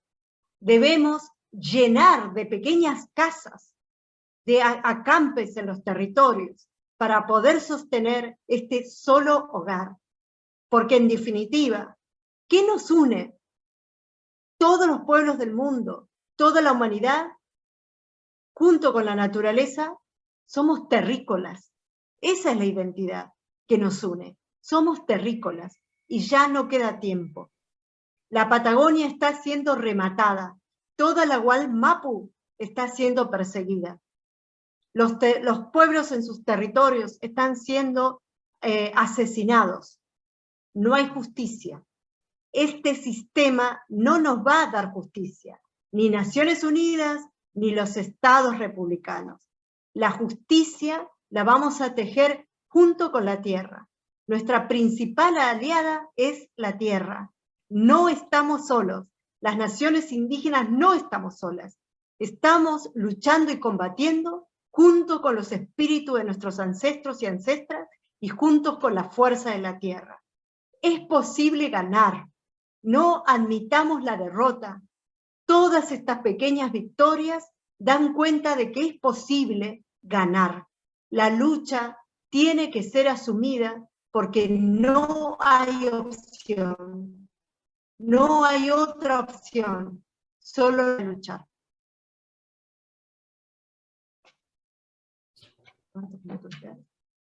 Romé Manium, muchas gracias y les pido a todas y todes que están presentes hoy que extiendan su solidaridad con la nación mapuche y sobre todo con las mujeres de mi pueblo que estamos combatiendo, que estamos en la línea del frente combatiendo con amenazas de muerte, con persecución. Estamos decididas a luchar contra el colonialismo, y luchar contra el colonialismo es luchar contra el patriarcado, porque no puede haber una lucha antipatriarcal si no es una lucha anticolonial.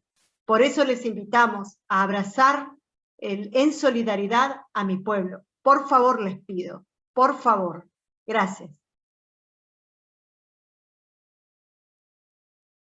Mariah, for your incredible work and the strength as a warrioress in Argentina and really fighting the fracking. I know that's been a huge fight in your area. Thank you for your powerful words, and know that we stand in solidarity with the women of Mapuche, with you, and we will continue to stand with you. And I look forward to reaching out and continue our conversation together. Thank you very, very much. And with that, I welcome Tanya. Please, Tanya, join our conversation now. Thank you, Tanya. Hi, Osprey. This is Catherine. I know that Tanya's been having a few internet issues, so I think she might have just dropped off again.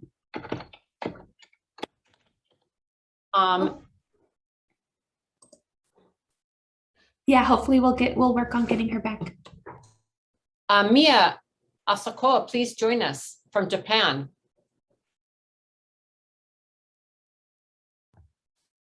So thank you very much for your inviting me to this session. And then may I, so please up the microphone. So thank you. So I am the president of Kiko Network, and Kiko Network, the Japanese small NGOs, was established in 1996 in the course of UNFCCC COP3 at Kyoto in Japan. And after COP3, we have participated in there. every COP meeting and they called for central and local government in the business sector to strengthen the Japanese climate policy. And then today, I will show on this time this point, the Japanese situation, in particular, the coal policy. Yeah. So the firstly, the terrible climate disaster has been reported in all over the world, and the same in Japan.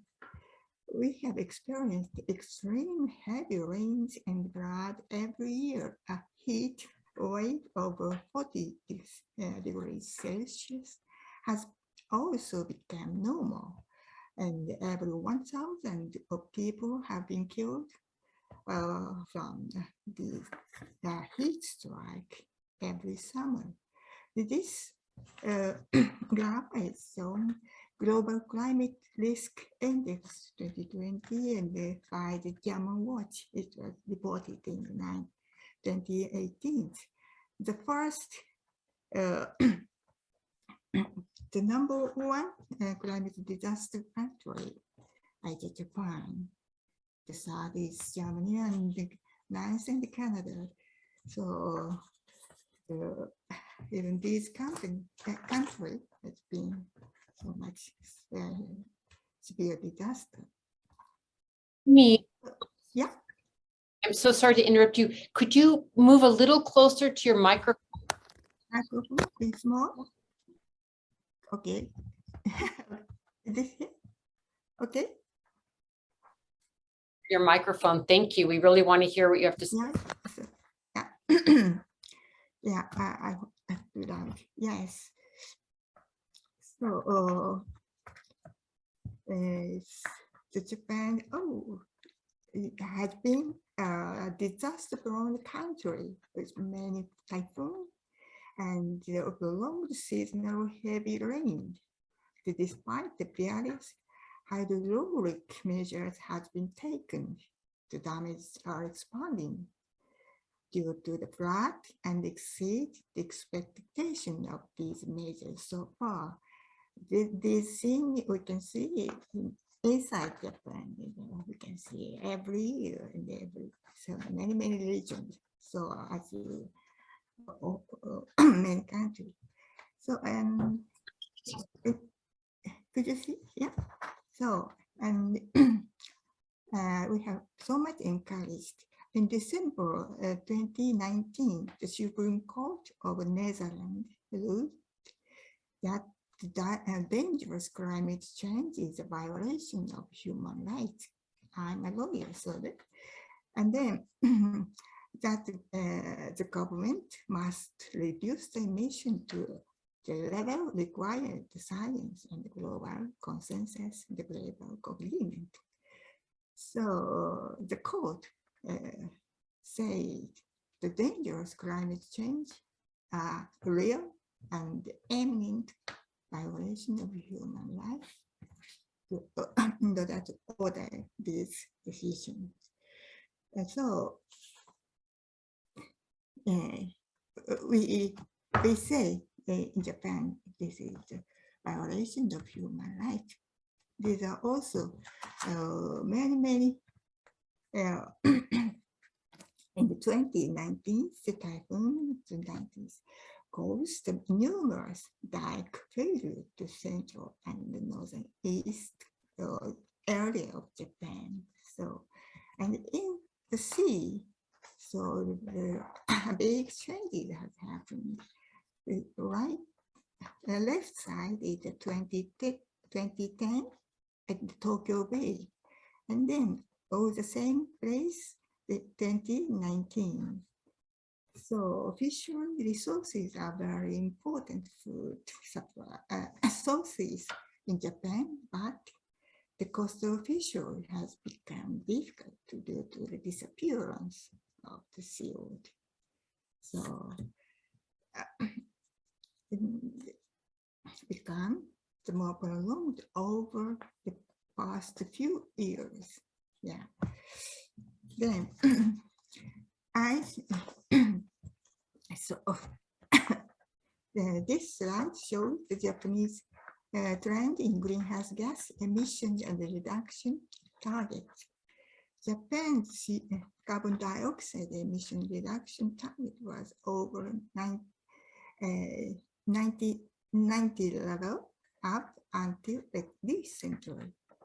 The greenhouse gas reduction target of 2030 was set for 2015, the only minus 26% compared to the 2013, which was just the year with the highest emission. So, but if you look at them, as you know, carbon dioxide emissions have been on a downward trend since around 2014. As you know, on March 11, 2011, there was a great earthquake and tsunami in the east side of Japan and caused the Fukushima nuclear power plant severe disaster accident. At that time, around 50 nuclear power generation has been stopped, forced to stop.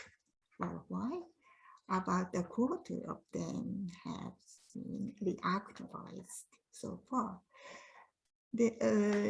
On this case, the law of renewable energy feed-in tariff law was finally introduced in 2011. The downward trend is in emission has been attributed to the progress of energy conservation after the nuclear accident and also increase of solar power generation. Last year, in October 2020, Japan's Prime Minister declared carbon neutral 2050 according to the global trend. And in this April, Japan had raised the 2030 emission reduction target by 46 compared to the 2030 level. However, the measures to achieve these targets are left only the voluntary effort of business side and the carbon tax not so today the Prime Minister changed, so recently changed in Japan. Then we are looking forward or wondered which direction will go this country. So, and the Japanese climate policy problem is the coal power fire plant. This is a recent situation. 85% of greenhouse gases emission are energy-related carbon dioxide, 40% of which has been occupied by the electricity. The Secretary General of the United Nations has repeated called the phase out of coal fire power plant by 2030 in the developed country. This call was just directed primarily for Japan. The ratio of coal in electricity is currently 32%, and it's predicted to be still 19% in 2030, and no measure to reduce and structural reduction. So, on the other side, the ratio of nuclear power plant power generation is currently 6% only, but it is expected to increase to 20 and 22% by 2030. Indeed, no one believed it feasible when such a target was not achieved. And if a coal-fired power plant could cover it, the Japanese carbon neutrality would be totally fictitious or at all. So,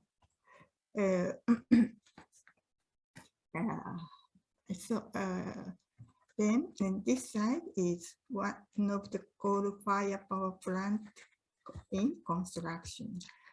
More than 10 years, the Japanese government has placed the high priority to export the higher efficient coal-fired power plant to the developing countries as a main economic growth strategy. At the same time, the government had also promoted the construction of new coal-fired plants inside the country. This coal policy in Japan clearly go against the Paris Agreement 1.5 degrees Celsius target. These Japanese coal plant exporting strategy has been strongly criticized in the international society. And at a recent G7 meeting in this May, my government has finally given up the export. However, inside Japan, now constructing are still ongoing. One of them is the discovery area. Right side, the existing plant called coal-fired plant 1.4 million kilowatt, and then the right side now in constructing about almost same capacity. So so maybe you are not going to believe in Japan, government permission to build a new coal-fired power plant is not necessary. An environmental impact assessment process is only required. Also, the Minister of the Economy, Trade and Industry have approved for years many plants by skipping the substantial assessment process of the impact of carbon dioxide amount of emission. This was because there is an agreement between the Minister of Environment and the Ministry of Economy, Trade and Industry. Then 2013, still now. Then the local resident in the Kobe filed a lawsuit case to 2018 to seek the revelation of decision to terminate the assessment. But the Osaka District Court dismissed because the resident will have the standing position in the litigation. In this March, the case moved to the appeal court. This one is another litigation area.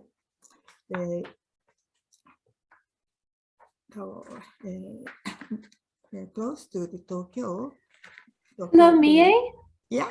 Can you hear me? We have to close our time now if you had one closing comment before we stop. Oh, yeah. Sorry, we must finish? Yes, we must finish. Thank you. Oh, so good. Okay, thank you. This is the point of new coal power plant planning and now constructing so much. Yes, thank you so much. Sorry. Thank you for your attention.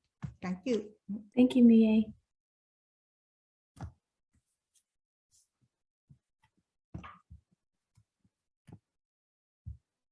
Hello? Sorry. Osprey, try again.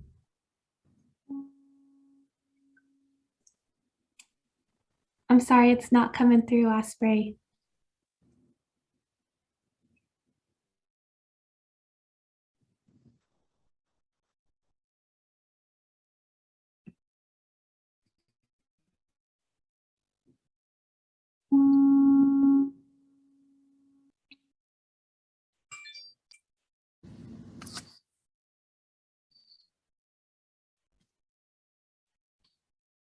Please introduce. Hi, everyone. We're having a few issues with Osprey's sound right now, but I see that, Tanya, you've been able to join, so thank you so much, and please go ahead. Buju bidwewe gisha gukwe inundation cause bakwa manomani communist and akwangu nunjaba o wasa si do them. Equatish gun and dede nigani mama. Bungi to go ninata juboy moen. Forgive me, Jaganashi moen. My name is Tanya Abid, and I come from this little village called East Lake, Minnesota. Right now, I'm on a ferry headed out to the Ojibwe capital of the world right now, which is known as Madeline Island. And I'll be meeting up with some of the chiefs from the other treaty territories.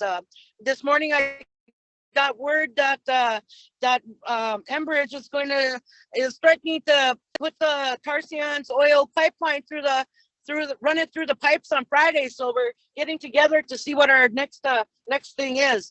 It shouldn't go that way, but you know, it's a legal battle that's being tied up in the court system and stuff like that. And from the topic, it says how to do the leading of the resistance of these oil pipelines, these fossil fuel industries. How we started out was just a little group of us that had like minds, and that we knew that that this was going against what the creator had put down here for us, right? Our set of laws from the creator, right? And throughout time, during all this time, you know, they kept telling us, put those words down on paper. So eventually somebody did back in 1990, and it's called the Declaration of Rights of Indigenous Peoples. So everything that was written down in there, you know, those are the words of the creator, which we as Anishinaabe people, some people say that we're really super traditional and things like that, but we're just abiding by the creator's rules and laws to be able to protect these resources on these lands. So for me, getting a small group of like-minded people together to be able to help reaffirm what the creator's laws are and things like that, to be able to have a healthy, clean environment for our future generations. That's why I do what I do.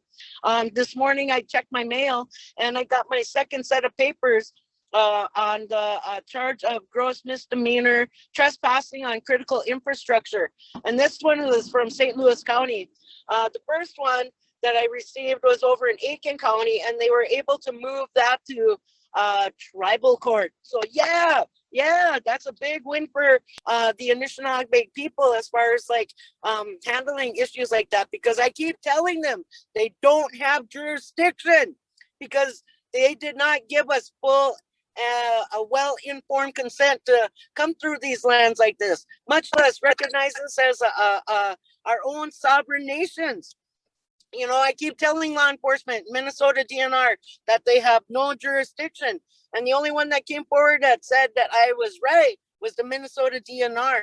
So, you know, they're taking all these rules and laws by the federal government and twisting it, you know, like a dagger in your back, you know, saying, oh, the laws tell us we can do it this way or we can do it that way. But there is never any really true formal face-to-face talk with the federal government and get a full consent about having these infrastructure things coming through our territories. So that's what I do as a water protector. I am part of the Ojibwe Warrior Society, and I'm upholding my part of my usurpatory rights, what is written out in those treaties, you know, by being able to hunt, fish, and gather, you know, and being able to pick our medicines and things like that. And to me, everything that they put out there, what they hid underneath the ground is nothing but the bloody hands and the shame that they have for accepting that money and to be able to destroy these lands through the means of, bully tactics, terror tactics, and through the missing, murdered Indigenous women, and the drug trafficking that's also been happening. There's been reports out there that a lot of these things have been coming to fruition, and then it's also been dividing our communities and our families, and it's really sad to see, because there's a lot of people that would rather lead that Wendigo lifestyle, that greed, that all-consuming thing, that always keeps eating, and then it's never satisfied. So, we're doing the best that we can to do what we do out here as water protectors, land defenders, tiny house warriors. Mwah! Kana house, I love you, girlfriend. And to the people in Japan, keep doing what you do. I want to do a shout out to my senseis, Kisei, Sensei Sokan, for being able to pass on your knowledge for me, because that is helping me in my other job. Like to holler at me, get a job. So, that's part of that. And to the people in Argentina, I want to say thank you for sending your people up here to come and do the Mayday call out for Mother Earth back on Mother's Day. So, miigwech, have a good day. Peace and Dawiye. Thank you so much, Tanya. Can you hear me, Catherine? Yes, we can. Okay, great. Oh, we're back on. And thank you, Tanya, for taking time with us today. Tanya has been out there every day fighting line 3 and putting her body on the line and guiding us and being an incredible auntie. We salute you. We thank you for your incredible work protecting waterways, protecting the land. It's been just quite extraordinary. And you've been, just such an example for all of us. We love you and we send you solidarity. And I'd like to now bring Simone online with us, also from the front lines of line 3 in Minnesota territories. Go ahead, Simone. Thank you. Can everyone hear me okay? Yes, we can. Thank you. Okay, great. So hello, everyone. My name is Simone Senegals. I'm going to introduce myself briefly in my own language, as my sister Tanya just did. So Buju, Chinodanikwe, Indigenicas, Misquagami Wizaga Iganing and Donjiba, and Migizi and Dudame, and Niman Wendam, Jivabamina and Nongom. So I just said my name is like Big Storm Woman. I'm a Anishinaabe from the Red Lake Nation here in northern Minnesota in the United States.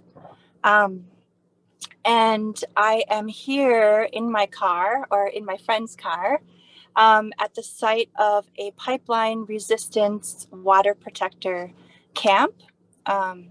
We are in resistance to the Line 3 pipeline, which would carry nearly 1 million gallons of tar sands oil from Canada through our water-rich state to Wisconsin.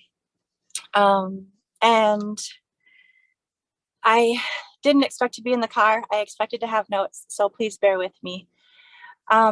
So this pipeline is going through my own homelands. As Anishinaabe people, we stand for our water and our lands. And but there's just, I'm looking at my little notes here. And the time. So I want to be respectful of the time and also of the interpreters, because I really appreciate the language justice that's happening here. Oh, hi, Munyaka. Hi, sis. But so what we're trying to do is stop a pipeline. But also it's more than just a pipeline, right? We're in a war of worldviews, of cosmologies. So for the current situation that we're in, which has an economy of profit, economies of death and exploitation and extraction. And what we're trying to do is shift, because I think it's going to take nothing less than an entire shift in worldview and cosmovision in order to help ourselves out of this situation and to save our planet and to save ourselves and our future generations and our precious water. And so I'm just making note of the time.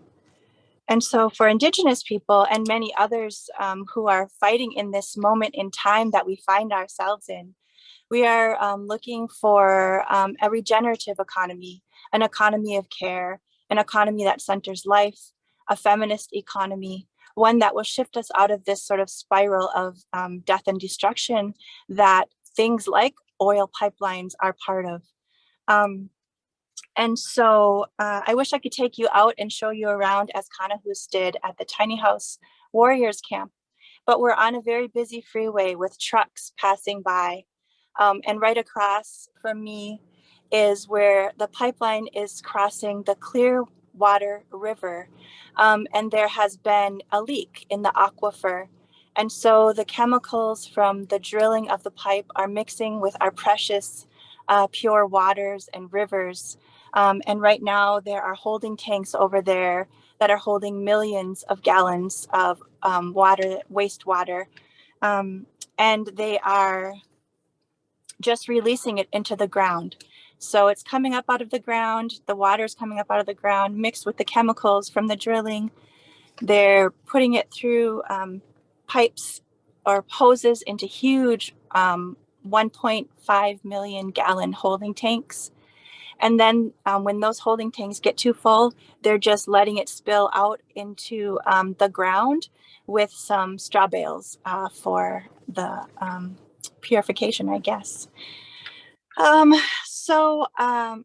There have been, I just want to really also stand in solidarity with the other sisters and relatives who have been speaking today and throughout the 4 days of this amazing event, or 3 so far.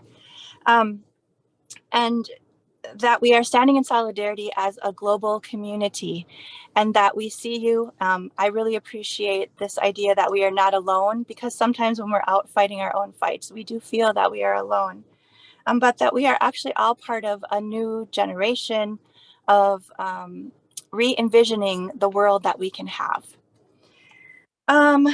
Let's see. So my worldview is an Anishinaabe worldview, which sees the world around us as not separate from ourselves. And water is not a resource, but a relative. And when we see water and trees and air and grass and soil and animals as ourselves and relatives instead of resources, then we act in an entirely different way and everyone benefits. And we are also fighting against patriarchy, colonization, white supremacy, and all of those things, the way that they come together. Even within our own communities, colonization has meant that we have even internalized some of these harmful worldviews, such as patriarchy. There have been, my sister Tanya just mentioned her charges. There have been 900 there have been about 900 people who have been arrested and charged with crimes for standing up for our water against this pipeline, myself included. Many people have been not only criminalized for standing up for our water, but brutalized. We have been jailed, we have been intimidated, and always the ever-present threat of sexual violence for the women who are involved in this fight. We have just set up this third iteration of the Firelight Water Protector Camp here in northern Minnesota. And we've been out here for about 4 hours, and already truckloads of men have driven by at least 4 or 5 times, very slowly, with intimidation. The police here have been bought by the company Enbridge. So far, $2 million have been put into an escrow account by the oil company. And the police have drawn money from that escrow account. So in effect, they are bought and paid for, which negates any credibility they may have to be impartial or in any way furthering law or furthering democracy.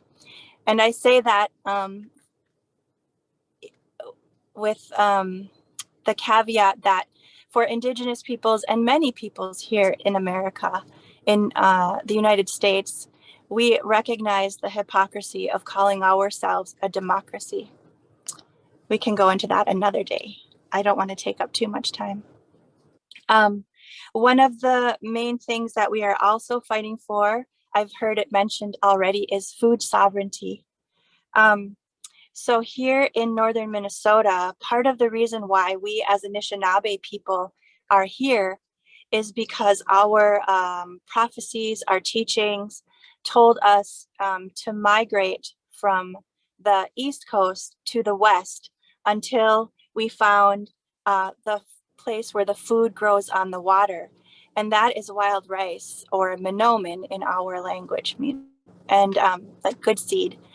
And we are fighting for our minomen because it is being threatened by the pipeline. For those of you who are not familiar with northern Minnesota or Minnesota, we are called the land of 10,000 lakes because everywhere there is water, streams, rivers, wetlands, and the pipeline company, even though oil is not yet flowing through the pipeline, they have already spilled copious amounts of chemicals into our precious waterways. And our food sources, such as minomen, which is a grain, it's almost like a grass that grows on the water. It has to be harvested from a canoe. It's suffering, and our ability to get to our wild rice is also being compromised right now. I'm trying to think, I think I have 1 more minute left. And because we are also in the middle of a historic drought, and this pipeline company has, originally their permit allowed them to take 510 million gallons of our precious water for their dirty pipeline drilling project. And just recently, they upped that to 5 billion gallons of water. And so our rivers, we are literally watching our rivers drop by feet by the day. I live on the Mississippi River, which is, I'm very close to the headwaters of the Mississippi River. For those of you who are familiar with our great river, this is the infancy of this river. This is the beginning of our river, and she's precious to us. And just 7 miles from the beginning of her, the company already had 6 spills of chemicals into the water.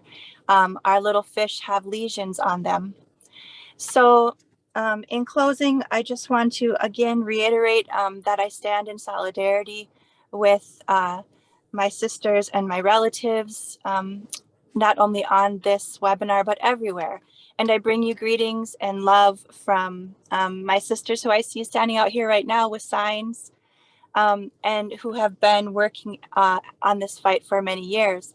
For Anishinaabe people, it's not necessarily about our rights, but about our responsibilities. And so particularly Anishinaabe women, we have a responsibility to protect the water.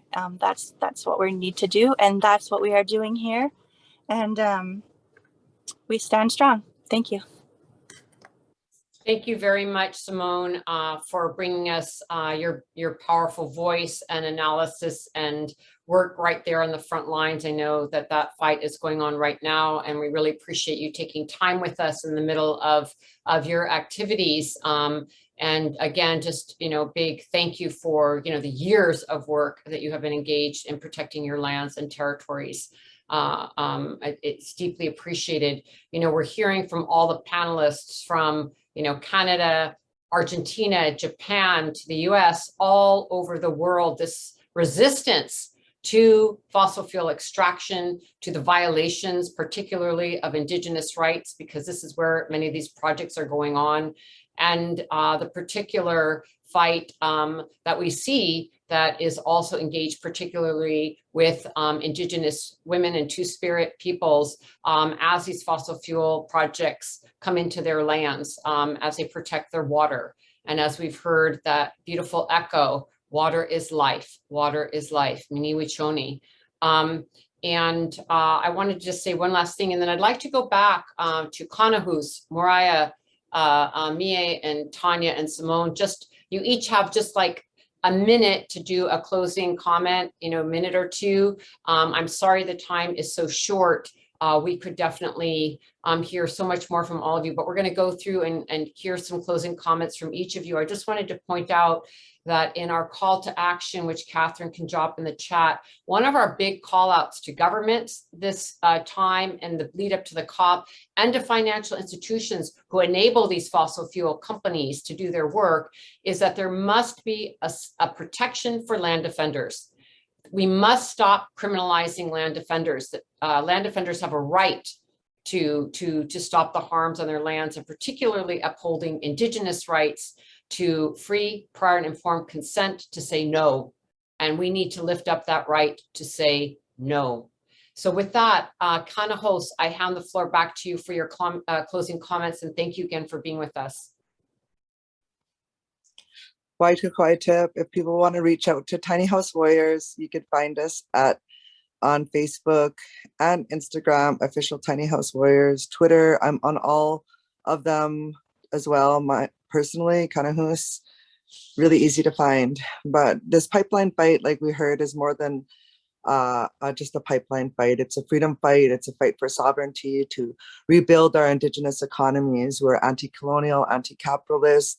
You know, we're against police violence and police brutality. We're about all of these things. So really, it's a collection of every single frontline out there is what we're also tapping into in this fight.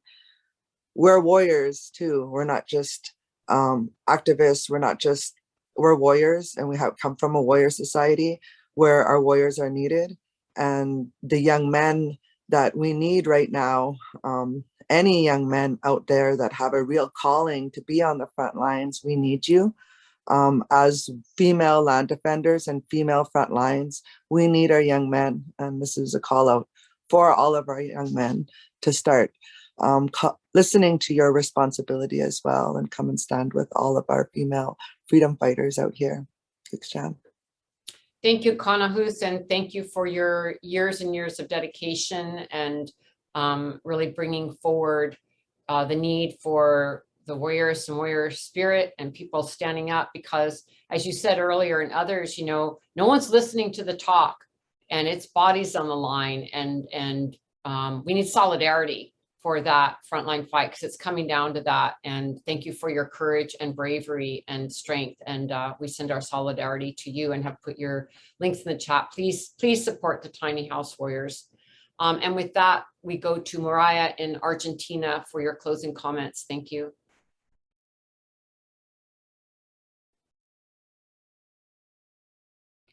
Mariah, you might need to come off of mute, and again, reminding people of interpretation. Muchas gracias. No sé si me escuchan bien. Sí, bien. Muy agradecida de haber compartido este panel con grandes luchadoras, Kanahus, Tania, Simón y todas quienes me acompañaron en este panel. Me han dado fuerza. Creo que somos cuerpos territorios, y entonces en esa fusión con la madre tierra, con la naturaleza, vamos también a ser habitadas de energía para la lucha. Creo que son momentos decisivos en los que no podemos estar distraídas. Son momentos fundamentales para estar en alerta y sobre todo pidiendo sabiduría, pidiendo mucha sabiduría, volver a ser habitadas de sabiduría para tomar las decisiones correctas. Y finalmente decir algo más. Es muy importante entender que la espiritualidad de los pueblos, de las naciones indígenas, debe regresar en derecho y plenitud. Cuando hablamos de la lucha anticolonial, es una lucha también contra las religiones que han invadido nuestros territorios, haciendo extractivismo espiritual. El extractivismo no solamente es de los elementos de la tierra, sino también de la cultura y de nuestra espiritualidad.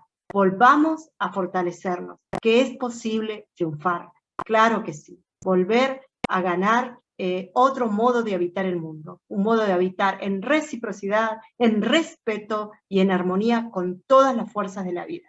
Gracias.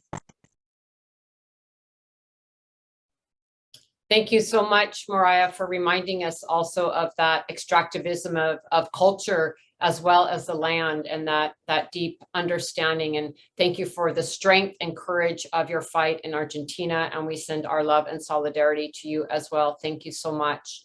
And with that, we will hear from Mie, your final closing comments. Mie from Japan, fighting there to stop the extraction of fossil fuels in Japan. Mie, you have the floor for your closing comment.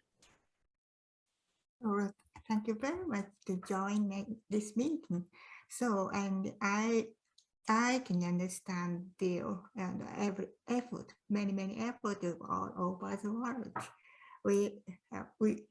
I am so much encouraged and try to challenge to stop coal-fired plants as soon as possible. We can try. I would like to try to do it. Thank you very much. Thank you so much, Mie. Keep up the good fight there. We are with you. Stay strong. Stay strong. And now we will go to Tanya, who's also on the front lines, Ojibwe Wire Society, coming in from Minnesota. Tanya, please, your closing comments. Thank you.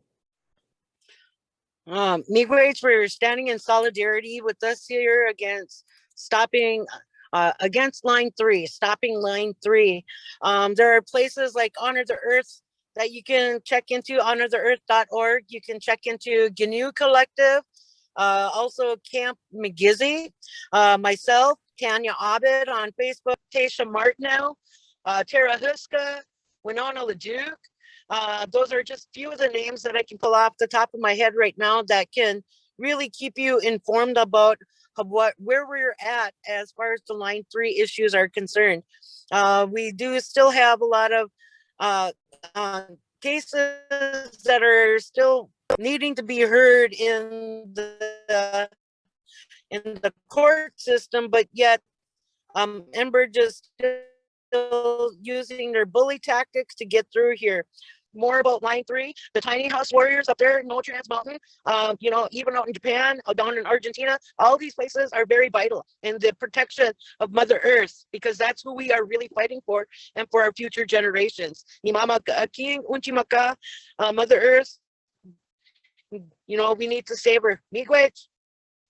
Thank you so much, Tanya. We stand in solidarity with you, and we've put your information that you said into the chat.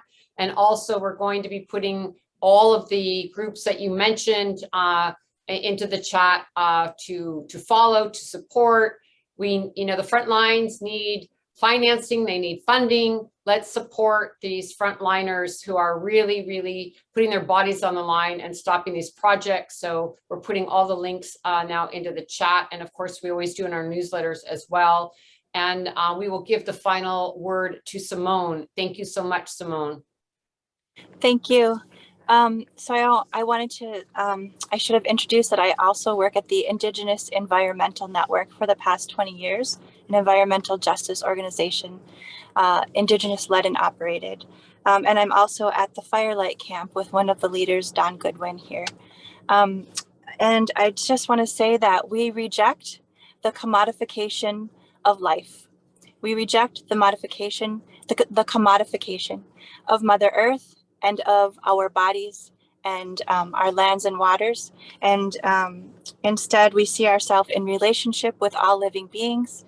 And we also just wanted to give a little shout out to thinking about pushing back against false solutions, such as cap and trade that are going to be pushed at the COP26, the United Nations Conference of the Parties, that will be happening in Glasgow in November.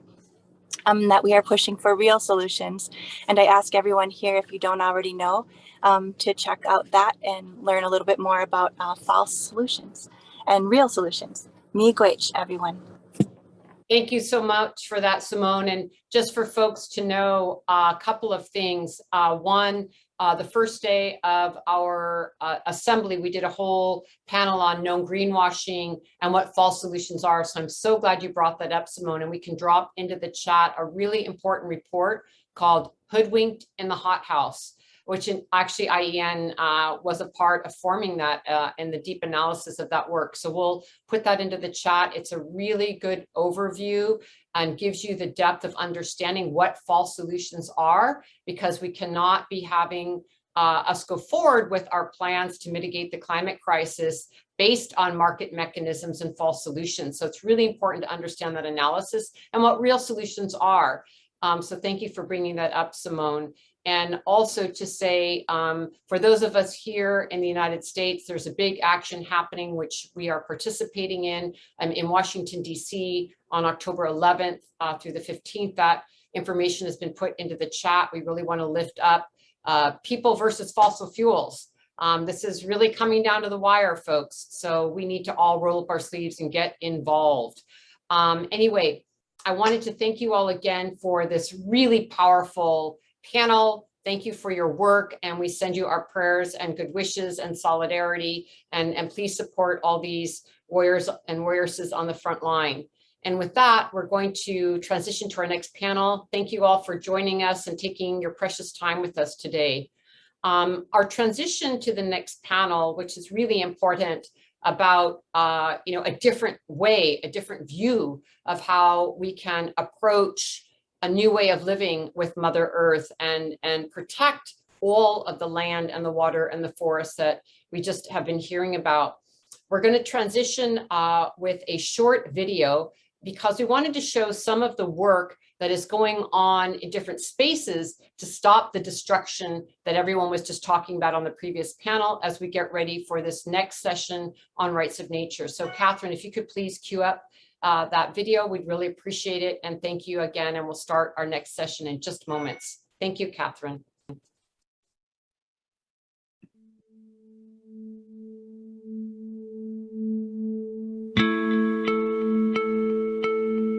Indigenous people and Indigenous women will be heard regarding Chase Bank's investments in companies that are violating Indigenous people's rights. American citizens deserve to have our human rights respected, our constitutional and treaty rights respected.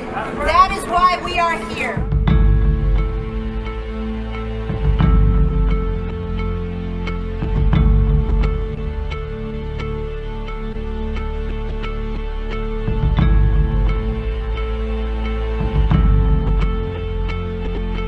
We walk into worlds, but all we're asking for is basic human respect.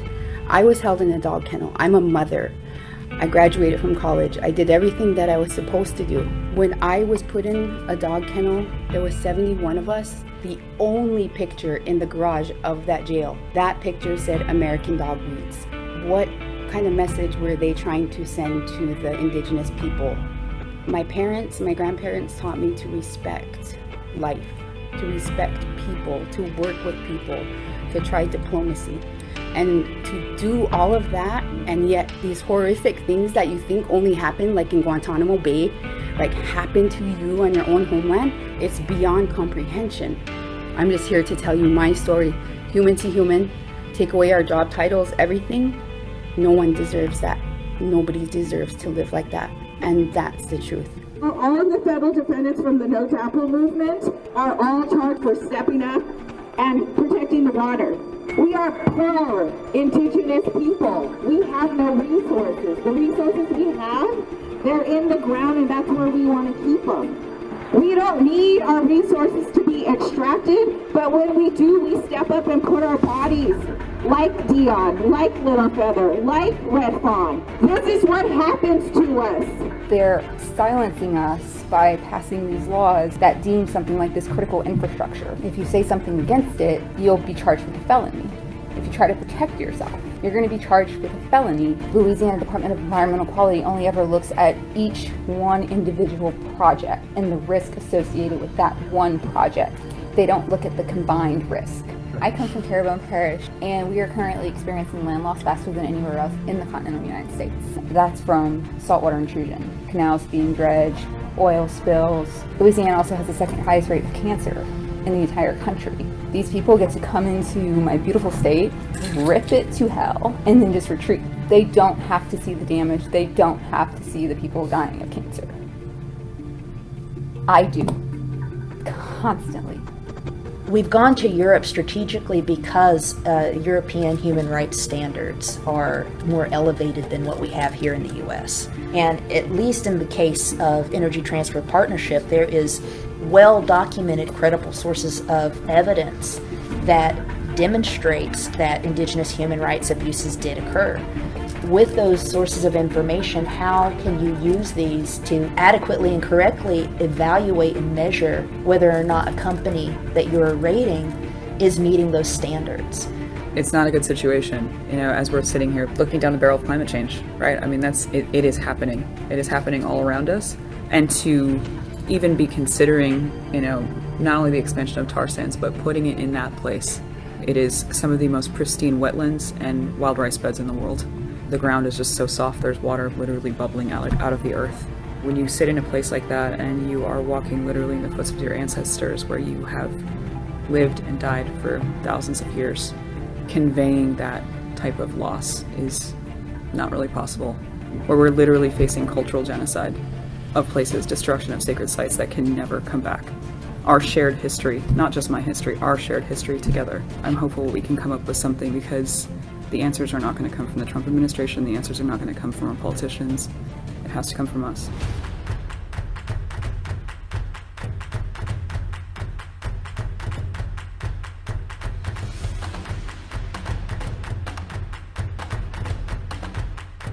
I stand with these Indigenous women to say, no more genocide of Indigenous people, no more destruction of water, no more destruction of the land, no more destruction of the climate, or we're all going down. 12 years. That's from the UN scientists, global scientists around the world. These are our heroes. These are women standing up to say, this is our time. Stand up for the land, defend the earth, defend future generations. This is a clarion call for everyone to stand up and take action now. There's no more time.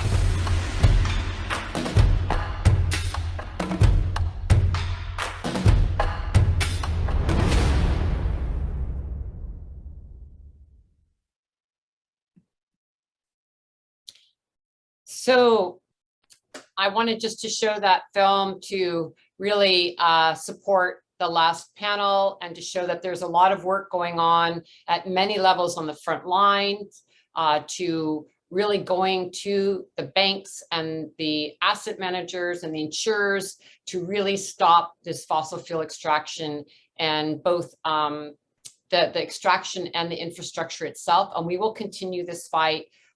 We just put into the chat our work around divestment work and the Indigenous Women's Divestment Delegation that we run with Michelle Cook at Divest, Invest, Protect, which we spoke about a few days ago. But just to say that we really are all in to do everything we can to protect our Mother Earth, these sacred places, Indigenous rights, and to really move us out of this fossil fuel economy. So with that, I want to transition now to this really, really important panel, because it really addresses the root causes of the problems that we're seeing and how we can have an entirely different framework about how we should be living with Mother Earth, and we should be having rights, and we should be having responsibilities to defend the places that we live. So I want to welcome two really important leaders who are presenting on the panel, Rights of Nature, Protecting and Defending the Places We Live. Thank you both for your important work and leadership in pushing forward this vital agenda. We will be hearing from Shannon Biggs. She is the co-founder of Movement Rights from the United States. And I also want to mention that Shannon is a dear friend and colleague, and we both serve on the executive committee of the Global Alliance for Rights of Nature together. And a very, very warm welcome to Jacinta Ruru, who is Maori and is on the Faculty of Law at the University of Otago in New Zealand. So in this case, because this topic of rights of nature is new for many people, I'm going to give some background for this session in a way that I haven't done in any other of the other panels, just for a few moments before I hand the floor over to Shannon and Jacinta to go into a lot more depth. But the urgency of the climate and ecological crises really demand that we completely redesign our economic, social, and legal systems. In our global movements for rights of nature, we are looking for a revolutionary and evolutionary change for our society. And at the heart of it, we're asking, how can we transform our horrifically dysfunctional environmental laws and neoliberal economic systems that, as we can see, are destroying people and planet? If anything you've seen in the assembly the last few days, or from your own experience with the fires and floods and all the destruction that we're seeing on a planetary basis now. I want to acknowledge that much of the vision and worldview of the rights of nature framework comes from Indigenous peoples around the world and their knowledge of the natural laws of Mother Earth. We just have so much to learn from original instructions of our Indigenous sisters and brothers, which has really deeply informed the core principles of rights of nature. And after decades of environmental protection laws, which surely have achieved, some notable successes for sure, our modern legal systems have failed to prevent the increasingly grave threats of global warming, degradation of Earth's sacred systems of life, and the growing displacement and death of humans and other species. So clearly the system we're in is not working. In particular, there's concern for Indigenous and frontline communities, BIPOC communities, who bear the worst impacts of disasters because of environmental racism and other social injustices. So to truly live sustainably and live in harmony with our sacred Mother Earth, we need to change the very foundations, the very structural DNA of our legal frameworks to respect the natural laws of the earth. And today, the majority of the world's legal frameworks are based on treating nature as property. Our life-giving rivers, our forests, our mountains are treated as property to be sold and consumed. And as property, these natural communities and ecosystems are not recognized as rights holders. So in most legal systems, because nature's property, it's invisible to courts. That's how our systems are right now, whether we like it or not, that's what we have. So by maintaining the current structure of law, we are furthering a dangerous human relationship to the natural world of ownership and exploitation. So we have to really ask ourselves, why haven't we stopped these destructive actions that are not only lethal, but also, unfortunately, legal under our laws? So we need an entirely different legal configuration that recognizes that Earth's living systems are not the enslaved property of humans. A primary premise of the rights of nature movement is that in order to ensure a thriving future, humans must reorient ourselves from an exploitative and ultimately self-destructive relationship with nature to one that honors the deep interrelation of all life and contributes to the health and integrity of the natural world. Again, as we were talking, how do we become enhancers instead of people who are exploiting and destroying? And an essential step in achieving this is to create a system of jurisprudence that sees and treats nature as a fundamental rights-bearing entity and not as mere property to be exploited. Those of us working in the rights of nature are advocating that breaking out of the human-centered limitations of our current legal systems is one of the most transformative and highly leveraged actions that humanity can take to create a healthy and just future for all.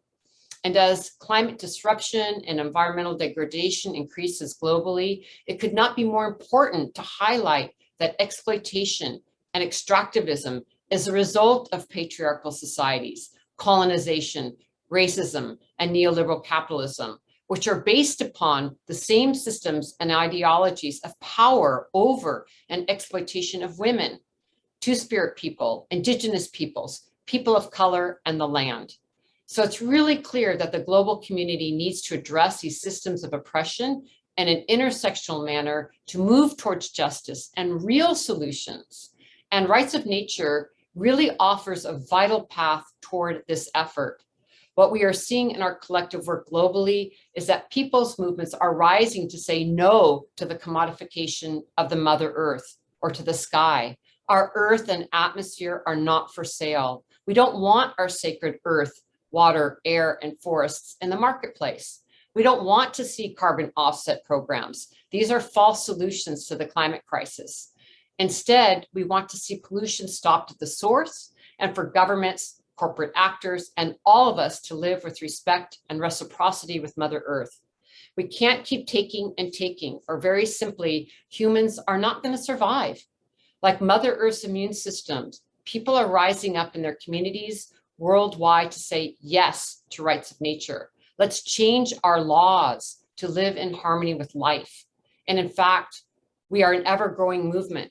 At the national level, in 2008, Ecuador became the first country in the world to recognize rights of nature in their constitution.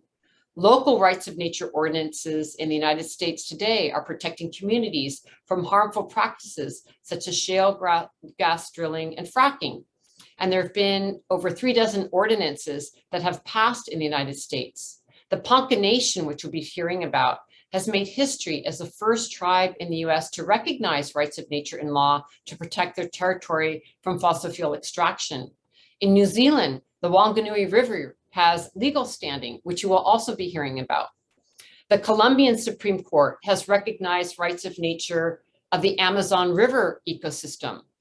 And I could go on. It's just been so exciting how this movement is really exploding right now. Rights of nature is an idea whose time has come and is really important as we move forward to embrace this beautiful idea, but also understand it's in action and being implemented.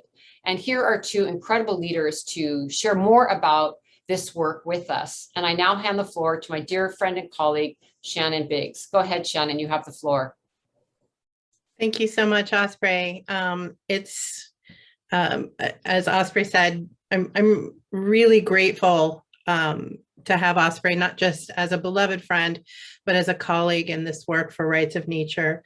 And I want to thank everybody at WECAN for this incredible gathering and creating this really beautiful space. I've just been inspired by panel after panel.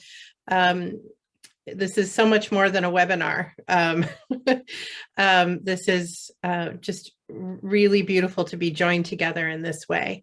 I know I have some slides that, thank you, Kathleen, is starting, Ashley.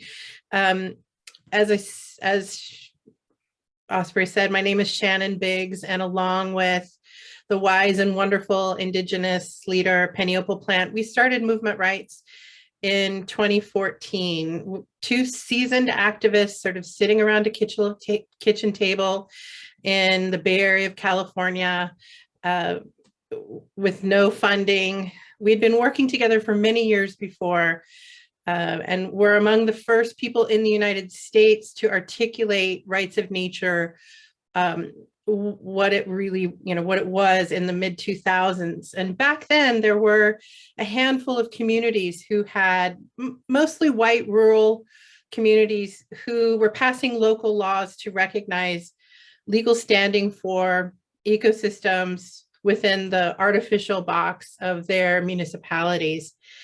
And in a lot of those places, they saw rights of nature as a legal trick, something to help stop this harmful, destructive projects that were happening in their midst, from mountaintop removal to fracking, toxic waste dumping, all of these things. But rights of nature at its core is so much more than just a legal tool. We stand on the shoulders of past movements for rights who always sought to breathe life and a soul into those movements, whether it's the suffragettes or civil rights movements. And Martin Luther King didn't say, I have a law. And rights of nature really isn't just about the law either. Of course, it's, at its core, there's an element of shifting law. We shift law to shift culture. And first we have to shift culture enough to shift law, to shift the broader culture. And that's really been, the path and the process. At its best, rights of nature is this culture shift that can shift all of us toward our human responsibilities to Mother Earth. Globally, rights of nature goes by many names, not just rights of nature. Because this isn't new. In terms of the law, it's a new concept, but it's rooted in ancient wisdom of Indigenous peoples. And I've been so fortunate in my life to have my worldview forever changed by the Indigenous peoples and largely Indigenous women from around the world who have, despite the ongoing legacy of colonialism and oppression, still live by the original instructions of how to care for Mother Earth, to recognize our human place as, well, the newest species really on the planet, and that we're just one life form among many. And we're really supposed to be living in concert within that sacred system of life.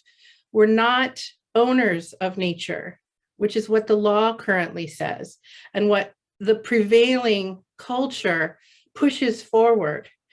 And so rights of nature is a really radical transformation to, it's about system change on the one hand, but it's also about really recognizing that rights of nature has a human leadership to it. It's no coincidence that globally, Indigenous peoples have been leading the movement for the rights of nature, particularly in countries where traditional Indigenous cultures have remained tangible in the mainstream.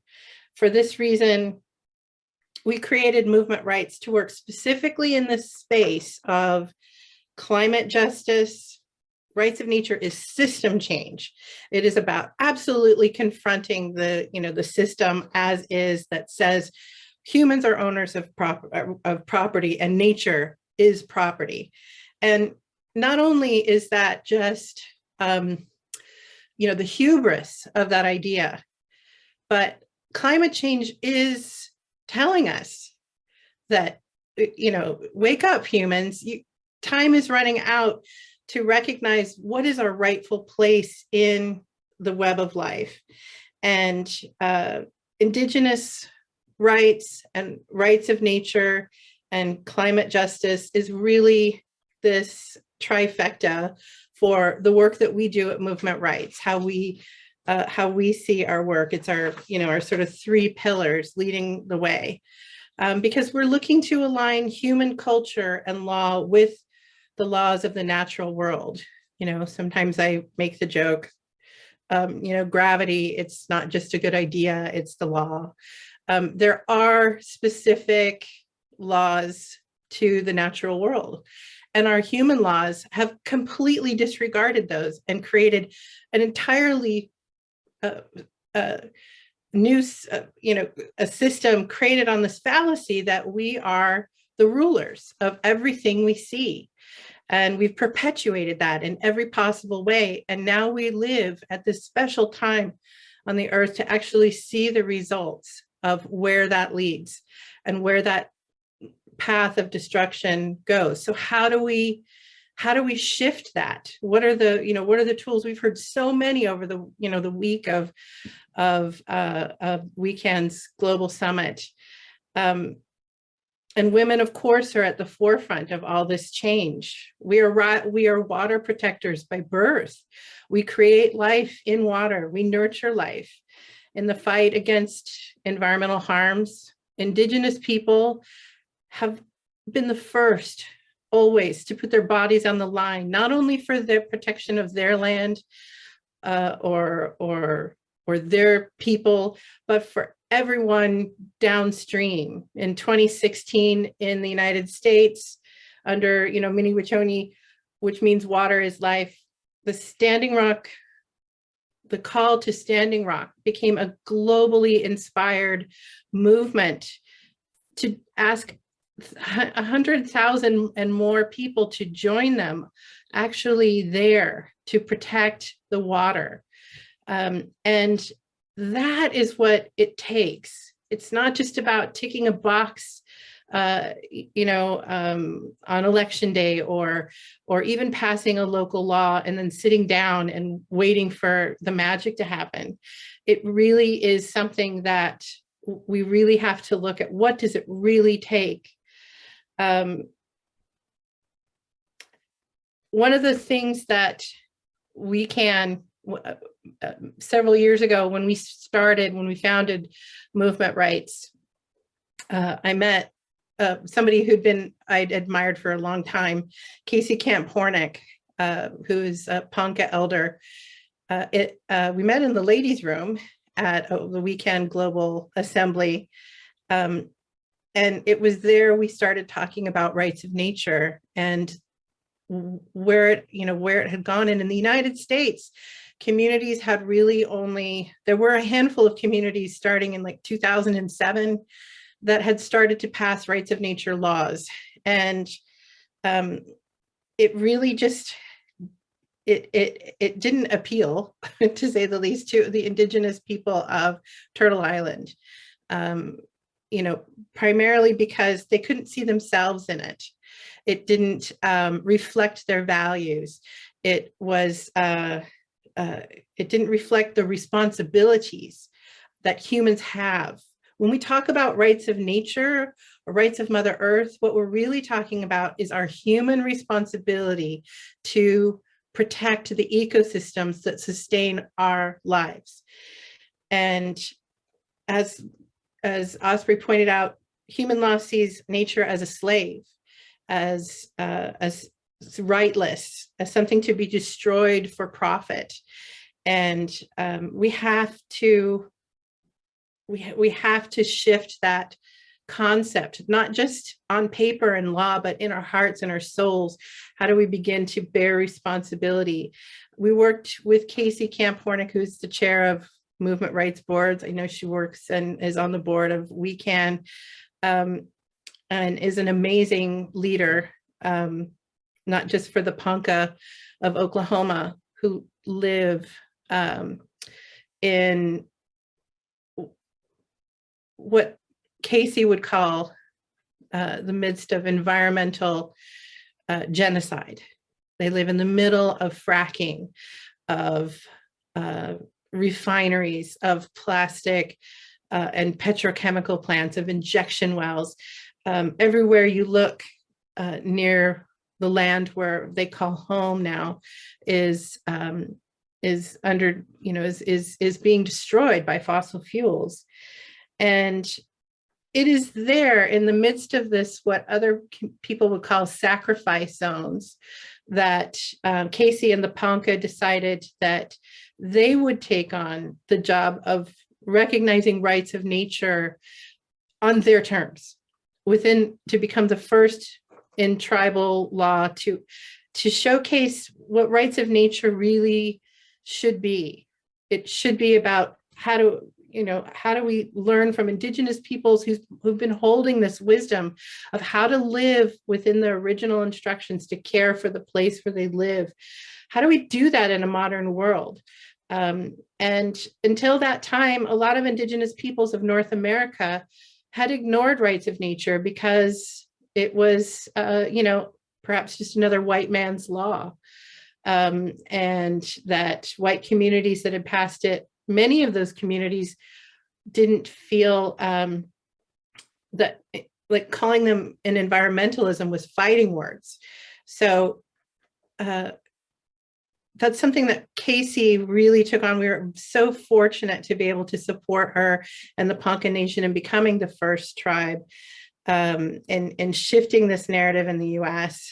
And since then, 5 Native American and 1 First Nations tribes have recognized rights of nature on their territory. And this work is moving forward in a very different way now here in the US, because it's reflecting what is happening globally. It is Indigenous people who lead this work. There's a really good reason for that. And I know Jacinta is going to lead us down there. And as I'm just going to wrap up my time here, I want to just say that this year, the Ponca Nation, again, are making history because it isn't just about the law, it's also about culture. By adopting, they're planning to adopt 2 laws recognizing the legal rights of 2 rivers in their territory, the Nisga'a, otherwise known as the Arkansas River, and the Najude, the Salt Fork River. Inspired in part by a delegation we took to Aotearoa, New Zealand, and to meet with the Maori there. And following the original instructions of the tribes since time immemorial, the Ponca Hereditary Women's Society, the Patata Society, have always been the keepers of the water. And they're taking on, under the leadership of Casey, that responsibility to in new ways, which is to begin to work with tribes up and down the rivers to recognize intertribally the rights of the rivers and the responsibilities to protect them through direct action, through law, through scientific method, to take on that responsibility and showcase what is possible for all of us, not just Indigenous people, but for all communities. What does it really mean to protect, to be a water protector? What does it really mean to confront the system? What does it really mean to be responsible for the earth that sustains us? And so in the wake of all these climate disasters that are happening, we're finding ourselves in desperate need of a new paradigm for water protection, for land protection, for climate protection. And that comes from ancient Indigenous wisdom that isn't asking us to go backwards. It's asking us to move forward in new ways that are really very old ways. And it's time for humans to understand their role in the system of life and the web of life. And Rights of Nature really does seek to address that balance. And I'll end there. Thank you. Thank you so much, Shannon, for that beautiful and powerful presentation and the incredible dedication you have to this work of Rights of Nature and how you're approaching it in such an innovative and strong way. And Shannon has been a leader in this movement for Rights of Nature for a very long time. Thank you so much for your work, and it's an honor to be with you in that effort. And now I'm really honored to bring Jacinta into the conversation from New Zealand. Thank you for joining us, Jacinta. Oh, thank you, Osprey and Shannon. It's a real honour to be sitting here with you today. Thank you for this opportunity. And in my Indigenous language, I greet everyone who's here today. Tēnā koutou katoa, ngā mihi nui nui kia koutou. So this is the language of my ancestors here in Aotearoa, New Zealand. I'm Indigenous Māori from the tribal nations of Ngāti Ranganui and Ngāti Raukawa. So in my 10 minutes, I wish to make these points. If we are serious about the rights of nature, we must first see, hear and listen to Indigenous peoples to understand their connection to and aspirations for the lands, waters, forests and mountains. And in the act of seeing, hearing and listening, we must be prepared to relinquish significant power in favour of Indigenous sovereignty and self-determination, for Indigenous nations to care for these lands, waters, forests and mountains. So in turning to the detail of my talk, I applaud and honour the intellectualism, the bravery and resilience of my Māori ancestors and relations then and now. And I come to this talk against a background of where the laws of this country, Aotearoa, New Zealand, are beginning to see and hear our Māori environmental ancestors. For example, the law now recognises Auraki, Mount Cook, which is the tallest mountain in this country, as the son of Ranganui, the son of our Sky Father. This is now recognised in law. The Waikato River, our longest river, and the Whanganui River, our third longest river, are now recognised as our Indigenous Māori ancestors. And Te Urewera, a huge forested landscape, is now recognised as the heart of the fish that the demigod Maui caught and fished up. This makes sense in our Māori world of seeing these lands. So against this background, I ask myself these three questions.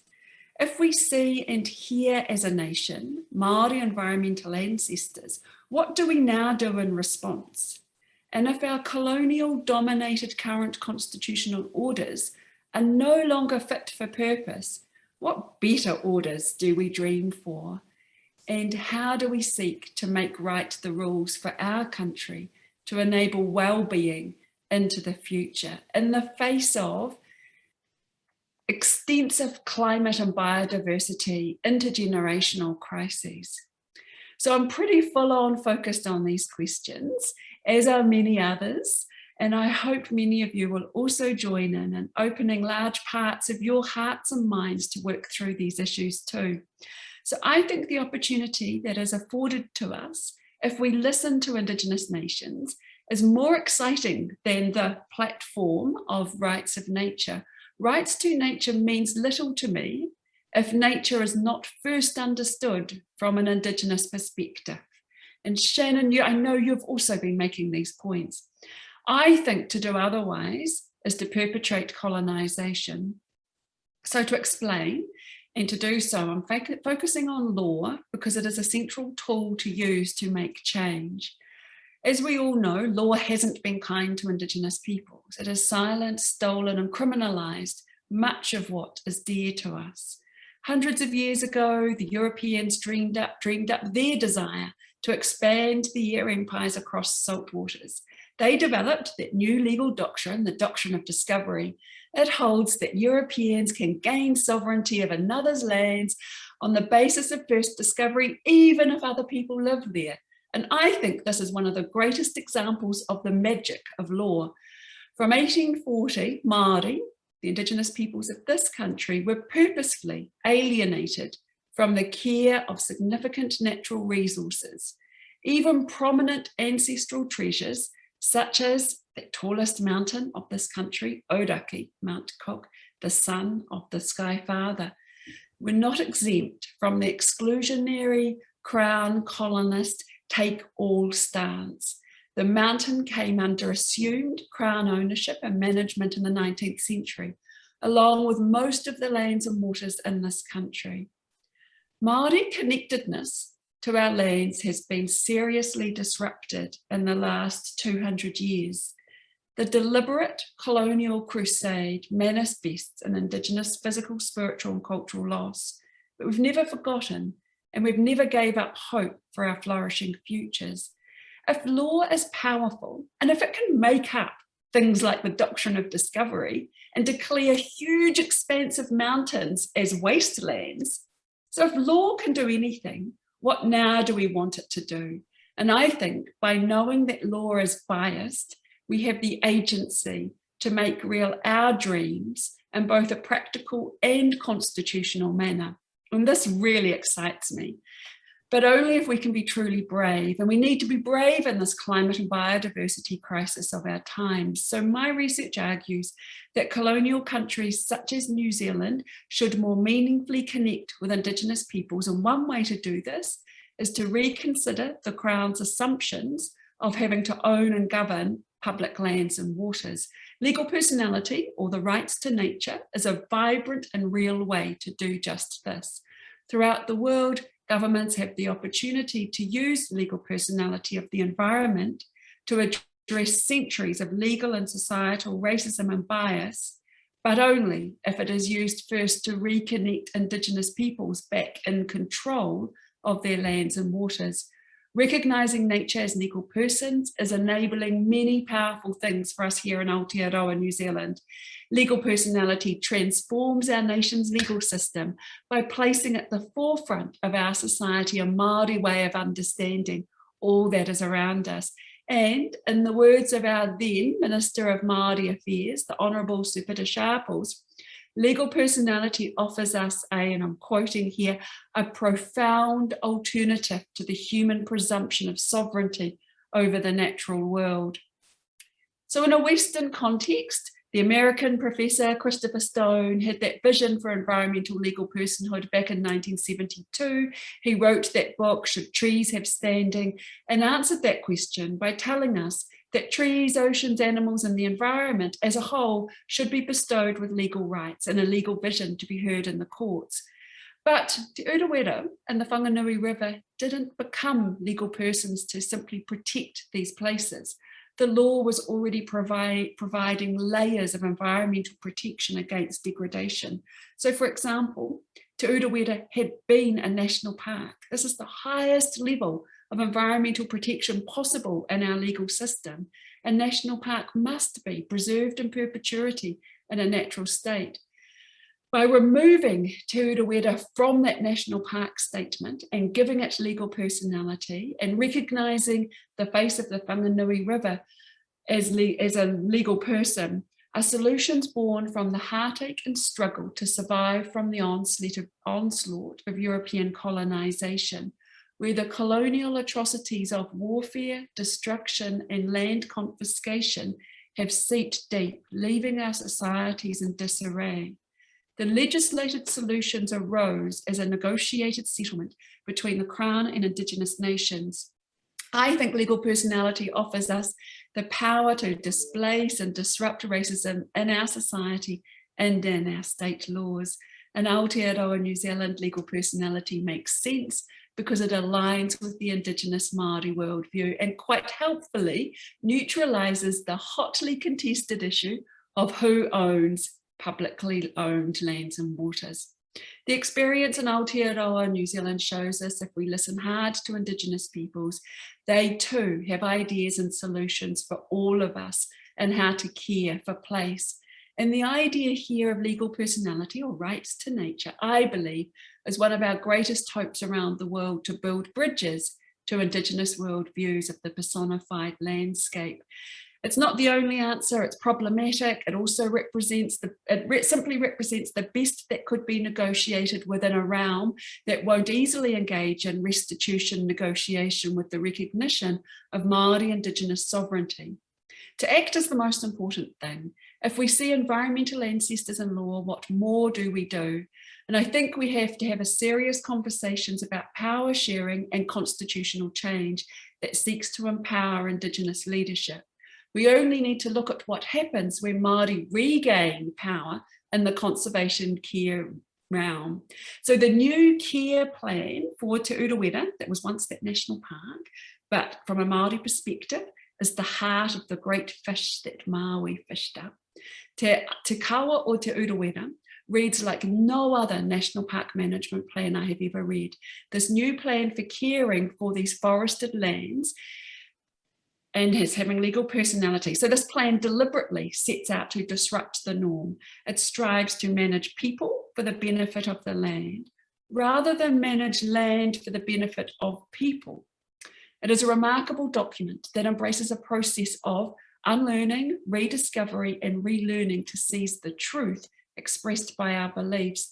The orientation of the plan is deliberatively, we are resetting our human relationship and behaviour towards nature. Our disconnection, so this is the Māori tribe, the Māori nation of this area, Tūhoe writing. Our disconnection from Te Urewera has changed our humanness. We wish for its return. And as embraced in all decisiveness, we are returning to our place in nature as her child. And this plan knows that answers to biodiversity well-being lie intimately within the lands themselves, if we listen carefully. And I'll just quote this part, and then I think that might be my time up, Osprey.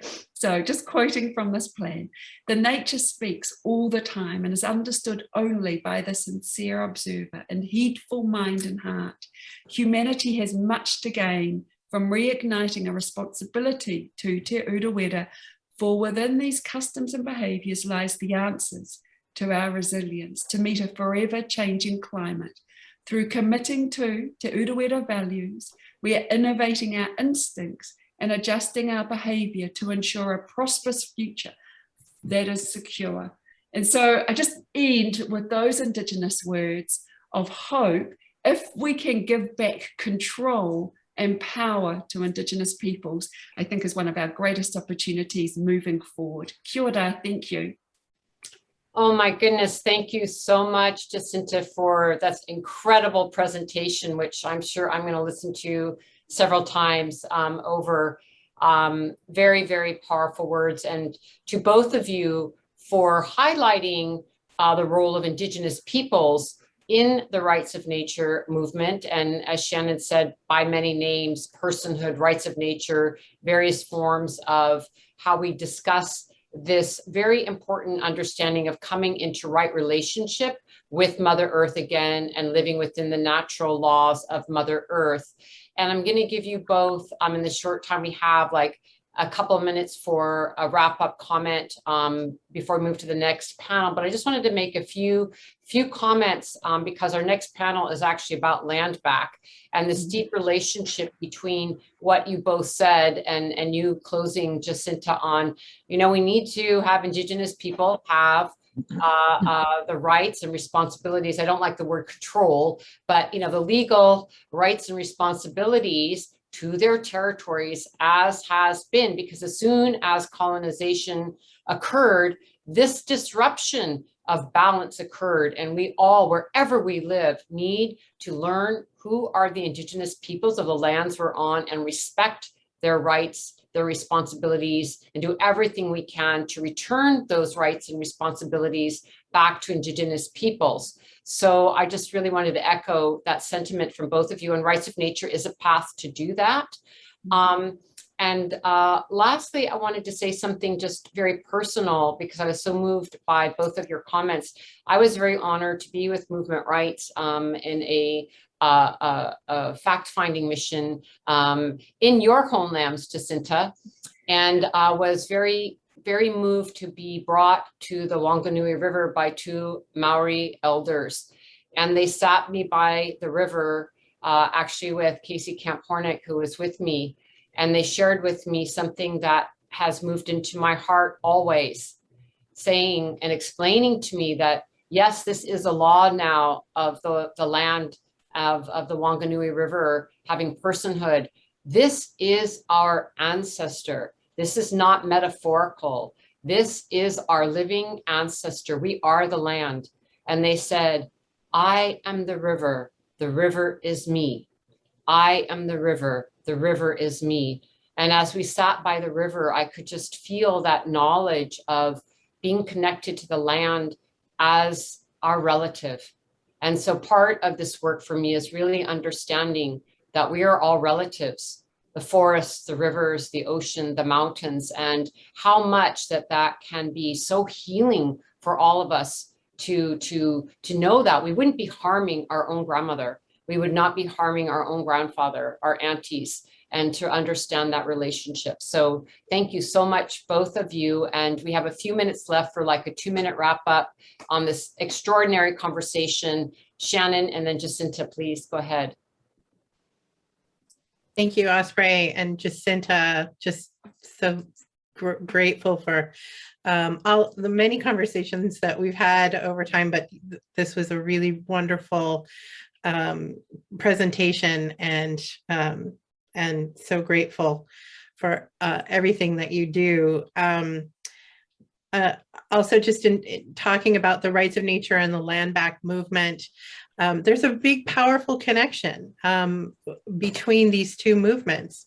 As Casey Camp Hornick, has said, it was her grandfather that was forced at gunpoint as a small child to the lands away from near Standing Rock, where they originally located, to where they live now in modern, what is now called Oklahoma, which grew up around them.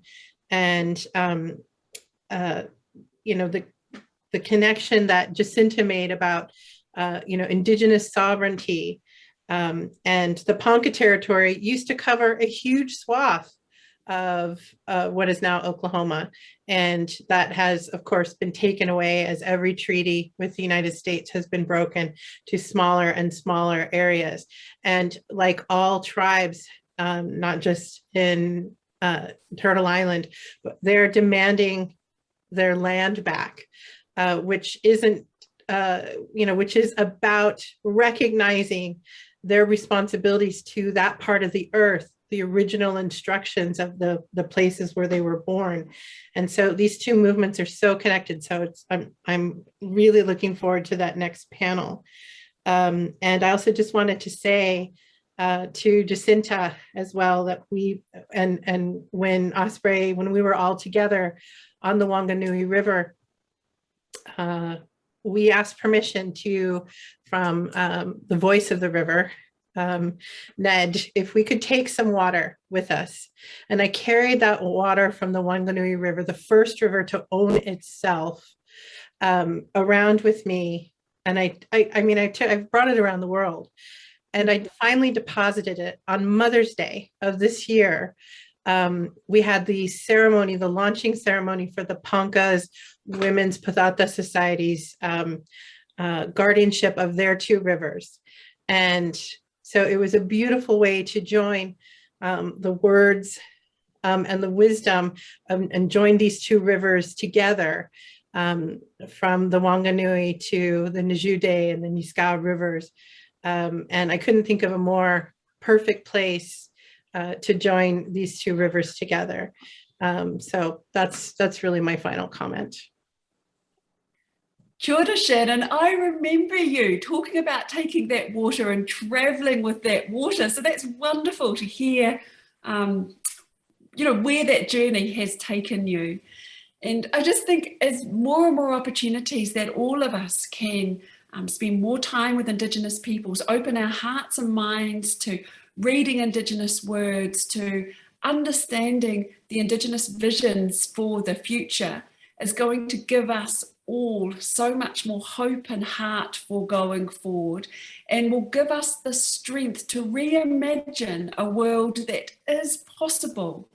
It is entirely possible to reimagine this world and to reimagine for all of us our relationships with one another and with everyone that sits around us. And I know that I've just been entirely privileged to have been brought up in a Māori worldview here in Aotearoa, New Zealand, where the lands and the waters are who we are as a people, and that our health and well-being as a family is directly related to the health and well-being of the rivers and the lakes that are around us.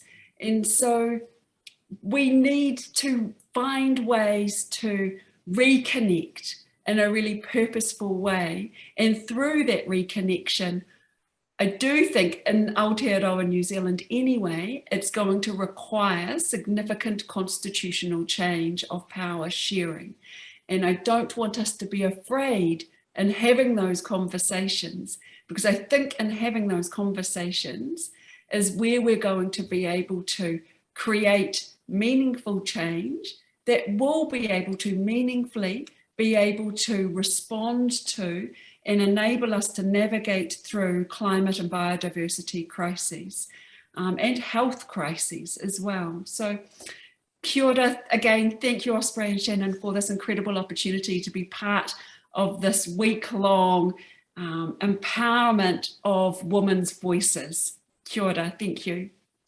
Oh, thank you so much, Jacinta and Shannon, for this extraordinary conversation. And I just wanted to mention, because I think, Jacinta, you bring up something at the end, which is sort of hinting in a direction of like, this is not just going to simply happen. There's a lot of nitty-gritty work that Shannon and Jacinta and many others, we've been involved in this work for many years, and it's a lot of work. It's a confrontation of the current systems. So I don't want to leave the viewers thinking that, whoa, governments are really excited about rights of nature, because it is a transfer of power away from patriarchy, colonization, capitalism, racism. So just to mention the struggle that's involved, and the effort that everybody's put out for the victories that we've had and continuing that implementation.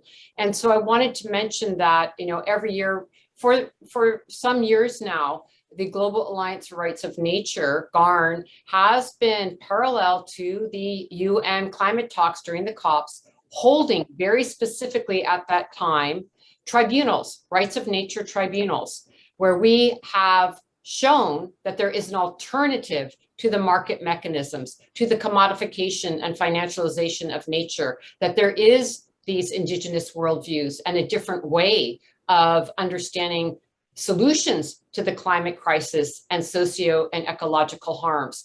And so these are, often 1 day or 2 day full-on sessions where we deeply engage in the indigenous harms, the environmental harms, and harms to communities from all the things that we've been talking about, from fracking to fossil fuel extraction to harms to water, and how they are violations of rights of nature based on the Universal Declaration of the Rights of Mother Earth, which is part of the framework for this assembly. We have a whole page of frameworks that we're operating from, which Catherine can put into the chat. And the Universal Declaration of the Rights of Mother Earth is one of those frameworks that we're presenting at COP to governments as well as to financial institutions, so that we have this new jurisprudence that you two both beautifully presented about.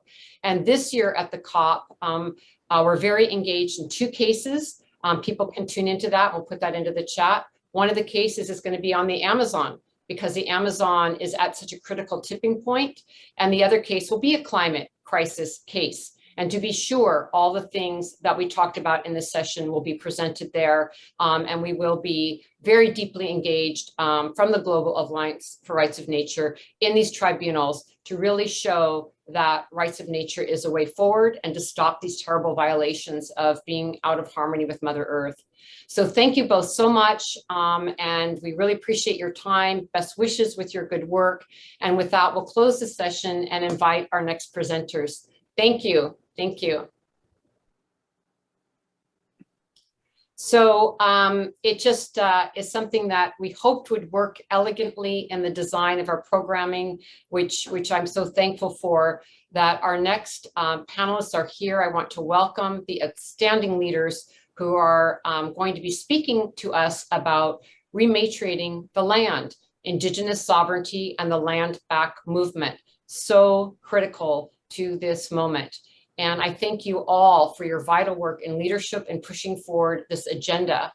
And we're very honored to have with us today to moderate and to make comments, Nadia Tanaus. She is a land back organizer from the Indian Collective. And I've asked her to please go ahead and to moderate this session. And I thank you so much, Nadia, for you moderating, introducing the panelists, and really carrying us through this important session. The floor is yours. Thank you so much, Osprey. It's an honor to be here. And it's a very big honor to be able to facilitate a panel with people who I am so inspired by. I wanted to just begin by thanking you all for inviting us here and for putting on this amazing program. My name is Nadia Tanaus. I am a landback organizer. I am Palestinian and Irish. I am born and raised in Oakland, California, also Huichin, which is actually the territory of the Lishan Ohlone, Karina Gould's people. I am here as the child of 2 migrants, 2 refugees. And I am really happy to see this conversation on this platform about rematriating the land, Indigenous sovereignty, and the land back movement. Here with us is Jade Begay, who is Diné and Tusuki Pueblo. She is the Climate Justice Campaign Director of Indian Collective. And we also have Karina Gould, who is Lishan Ohlone. She is the co-founder and co-director of Sogorea Land Trust. And I think, is Jennifer Wickham with us? I know she's coming on. And we'll bring her in. Just go ahead. Please go ahead. We'll work that out. Thank you. Wonderful. I know Jennifer will be joining us soon. To start, I really wanted to open the floor to you, Jade and Karina. Maybe Jade, you can go first, just talking about who you are, your story, and how you come to this work around rematriation, Indigenous sovereignty, and landback. The floor is yours. Thanks, Nadia, and hello, everybody. Hello, Karina, Osprey, everyone here joining us. Thank you so much for taking the time to be here and gather with us and connect. I'm calling in from my ancestral home here in northern New Mexico. As Nadia mentioned, I'm Tesuque Pueblo, and I am born and raised in this part of the world. I just got back from some travel, so really feeling grateful to be home today. Also, as Nadia mentioned, I'm the Climate Justice Campaign Director here at NDN Collective, and have been working in this space of environmental and climate justice really for my entire adult life. Even before then, just growing up here in the high desert, really connected to issues around land and water from it's just been a part of who I am and how I've grown up. I'm so lucky to have grown up in close proximity and also just within my own tribal community. So grew up in a traditional way, being close to home, being close to ceremony, and as far as the Pueblos go, we rely a lot on the seasons, as far as how our traditions and our ceremonies are planned and organized, and so just from a young age, being really aware of the elements and being really aware of the sacredness of water, and how it flows, and the ritual we have around honoring water. And so that value system has really informed who I am and why I do this work. I want to be able to see my people doing our ceremonies and practicing our traditional ways long into the future. And I really believe that's possible only if we're taking action. And as the last panel was talking about, this responsibility, holding responsibility so that our communities can thrive and continue to have access to clean water, and also just to have a safe and healthy climate to exist in. So just wanting to honor my roots as a Pueblo person from this part of the world, how that really informs who I am and how I come to this work. I also grew up with parents who are artists. My mother and my father are both artists. My mom worked for the majority of my life in a lot of folks in Indian country are familiar with the Institute of American Indian Art. I grew up in that space, so surrounded by these really beautiful and affirming Indigenous messages, and was lucky in that way as a young person, as a child, and throughout my adolescence to see just all around me like Native pride, Indigenous pride, and a lot of that being carried and spoken by Indigenous women or people who are on that spectrum of being matriarchs. So again, just really being informed in my lifetime by really strong Native women and aunties and grandmas, to be proud of who I am, and to really hold that with a lot of respect. So yeah, that has really, I guess, just been a grounding force in my work to really honor, you know, the matriarchs within this movement, and to look up to them and be guided by them in this work.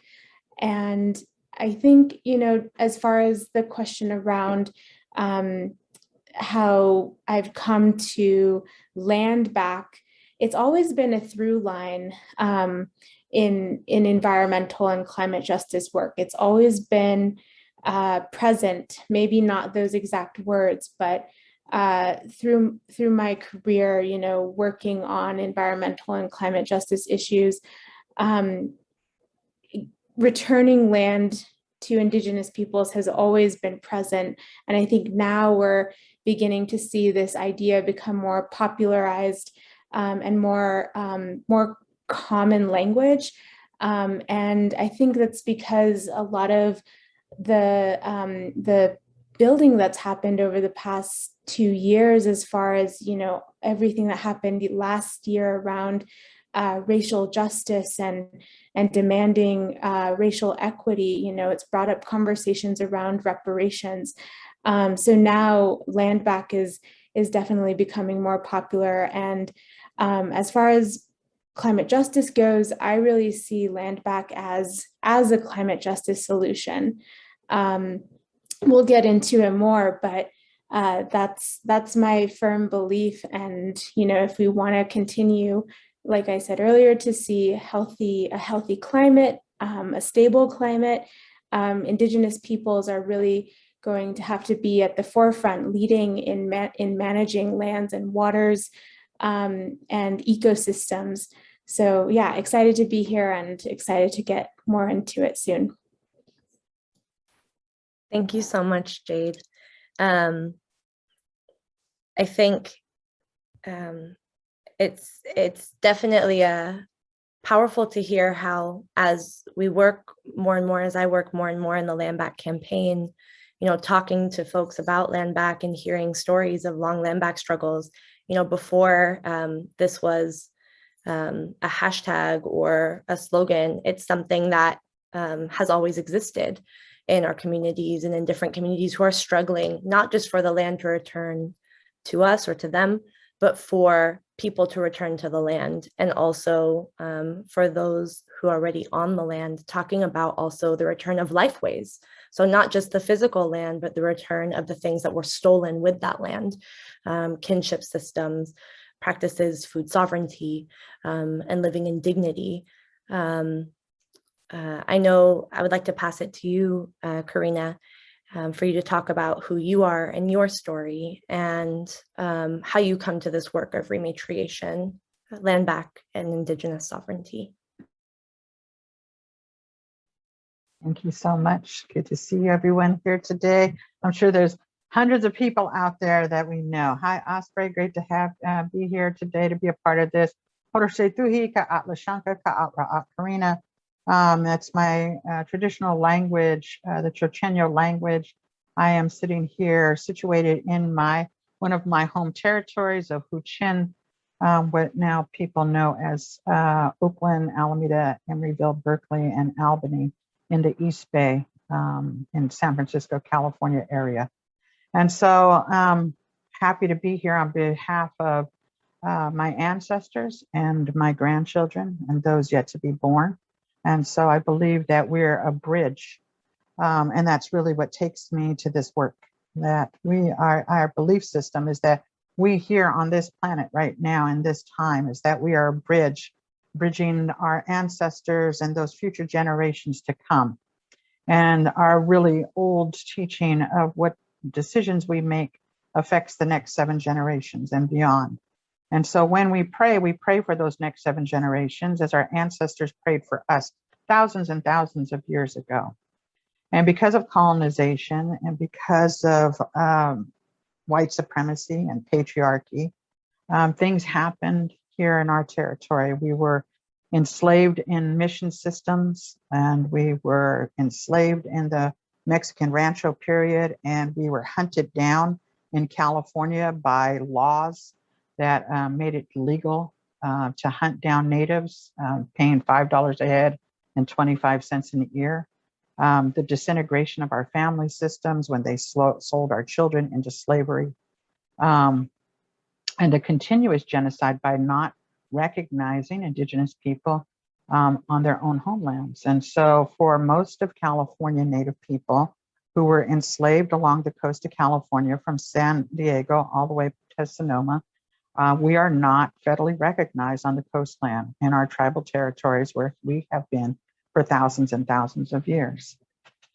And I grew up in a time where I got to be one of those aunties pushing and moms that pushed young people like Jade's age and Nadia's age to stand up and to be able to voice their opinions, and got to raise my children here in our own home territory. And as we were going through these different waves, today we're looking, and it's not just in the United States, but you can see it prevalently now in the Bay Area, this idea of people being without a home. And there is people that are living without a roof over their head, they're houseless. And you go back a couple of 100 years, and there was no such thing as homelessness or hunger in our territories. Where did that concept come from? It didn't come from Indigenous people who have always had generosity, who made sure that people were taken care of, who had a reciprocity with the lands on which we lived. So there was a reciprocity with the lands and waters in which we lived. We knew how, for thousands of years living on this particular land, how to live in reciprocity with that land. And so my journey really began about protecting and preserving sacred sites, though. In the Bay Area, we bury our ancestors in shell mounds, the places that we created. These were our monuments. And a way that we lived in our territories was a way that we left a very small footprint on this earth. And today, all these environmentalists and people that are working on climate disaster are talking about, we need to leave a smaller footprint on the earth. And it was really Indigenous people that left that small footprint, because we were able to live in our territories for thousands and thousands of years without climate disaster, right? We had fresh water and enough food, and there was everything that we needed in our territories to survive because we knew what that relationship was. But because of colonization and because of capitalism, our sacred places have been taken away from us. We've been pulled away from those places because of those three waves of colonization. And the colonization hasn't stopped. Just because the United States is on our lands, it's unceded territories that they sit on, it's stolen land, right? And so because this stolen land happened and we are not federally recognized, not that that meant anything even 50 years ago, that we would be able to say anything in court to stop this. But we know that our sacred places have become more and more destroyed in our territories. And it was our responsibility to begin to talk about that. You see, not only did they make us extinct and not federally recognized, but they continue to teach us in a 4th grade history about being only in the past.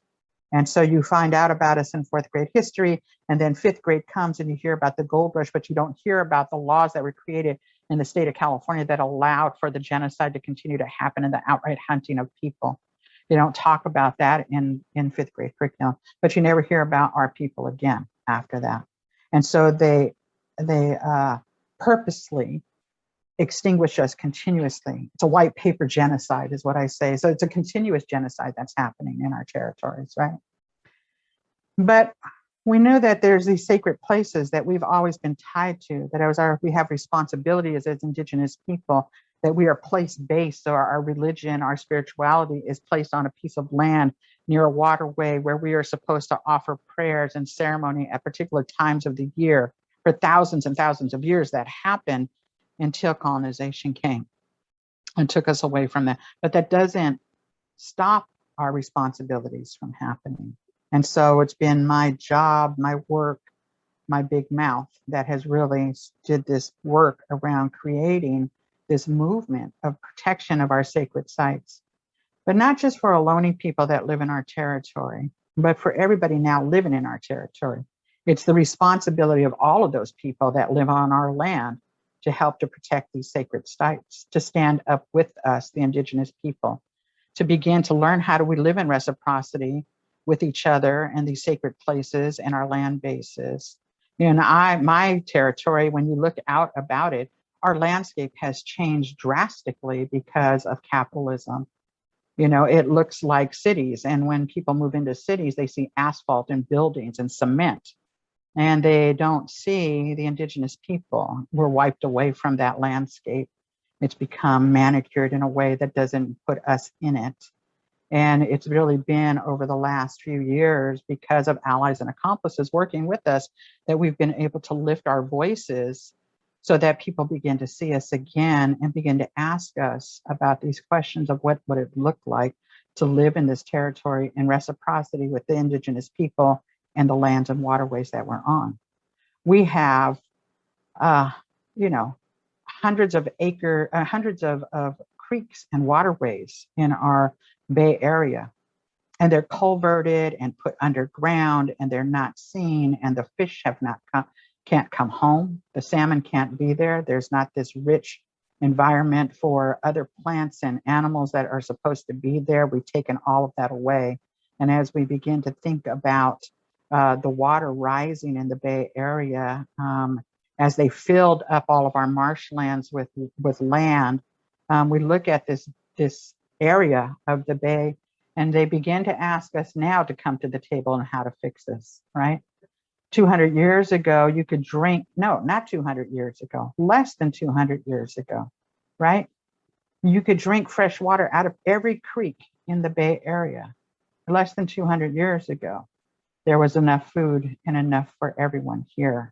And so how is it that this society believes that we have moved it forward in creating something better when there are those that are left out, when we don't take in consideration? So I think it's been my responsibility to do this work for the next 7 generations, to reconnect us to those Indigenous places, our sacred sites, to stand alongside of other Indigenous women warriors across the country and across the world that have been doing this work. Because when you look at who's really doing the work, it's women. You know, when we start looking at that, it is women's work. This is Indigenous feminism, right? That's what rematriation is. You know, it's about us having our rightful place there. You know, when we talk about rematriation at Segorite Land Trust, the Land Trust was created because we needed to bring balance back into this work, back into the world, right? When Janella and I started looking at what is it that we're going to do if we created a land trust, right? The land trust was created for a couple of different reasons. It was created so that Indigenous people could have land put back in their hands again. It was created because the thousands of our ancestral remains that are in institutions like UC Berkeley and Stanford and all of the other institutions, thousands, you know, UC Berkeley holds over 9,000 of our ancestral remains, right? Is one institution. We are landless in our own homeland. And so where would we've been praying for these ancestors to come home. Where do we put them if we have no land base? And so using this tool of a land trust was to do that. But also as we begin to look at it, right? We begin to look at it and pull it apart. I was invited to a land trust meeting, an Indigenous land trust meeting in 2012. And it was at that time only a handful of Indigenous land trusts. And all of those land trusts, I'm sitting in a room of Indigenous people that are buying back or leasing back their own land in order to save their sacred sites. But as I'm also looking around the room, I'm the only woman in that room, practically. And I'm asking, why is that? What is going on here? Why is it that we're doing this work with only men being the voice, right? And so I actually asked a guy there that I met. His name is Dune Lankard, and many people probably know Dune. He's a great guy in Alaska. He has saved over 140,000 acres of his traditional territory after the Exxon Valdez spill. But I asked Dune at lunch one day, Dune, is this a boys' club? And Dune laughed and he said, yeah, kind of, but not just indigenous land trusts. All land trusts are basically run by men. And I was like, that's interesting. So when I came back to the Bay Area and I started talking to Janella about this idea of using this tool that we had not thought about before, about bringing our ancestors home, about reconnecting to the land, I told her that story, and we began to think about it and how it correlates that over generations that men have been in charge of land, and how the raping and the destruction and the extraction correlates to what has happened to the sacredness of women, the raping of women, the extraction of women's bodies.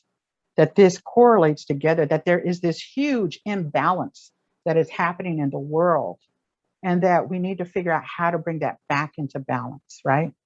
And that doesn't mean to exclude men, but we do have to think about during this time of capitalism rise, around colonization, around patriarchy being put into our tribal people's ways of life now.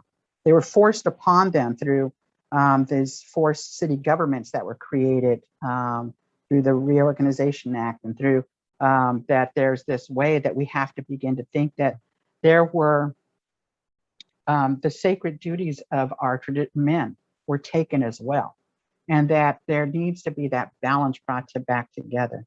Women, Indigenous women, have songs for our basket material, songs for our children as they're being born, songs for their umbilical cords going into the land, songs for our waterways and our medicines, songs for our ancestors. We are the ones that bring life in, but we are also the ones that sing them home, right? And so it is on both sides of that life process that is Indigenous women's work. And so to bring that balance back, that we have to be able to say, look, we have a different way of doing this. Our language, when we bring back our Indigenous languages, they talk with the land, not apart from it. That we are a part of it. And human beings have gotten so far away from their relationship with everything else that was created here. We are a part of that creation story, not apart from it. And so when we take ourselves out, we see the disaster that has happened on this Mother Earth that we all share. It is Indigenous women's leadership. When we look at the Chief Colleen Sisk of the Winnemem-Wintu, who is the voice of the salmon, and bringing them back and working with the Indigenous people all the salmon people up and down California, and our relatives in Aotearoa, to bring those salmon back, because those salmon are also our salmon down here, right? When we look to Mauna Kea and standing up for that sacred mountain, we see Pua Case and all of the Indigenous women leaders that are standing up there, Kealoha Persiata and Laulani Teal, all doing this work together, right? We look at this, we look at line 3 right now, and who is standing on line 3 right now, who's starting those movements right now, is Winona LaDuke.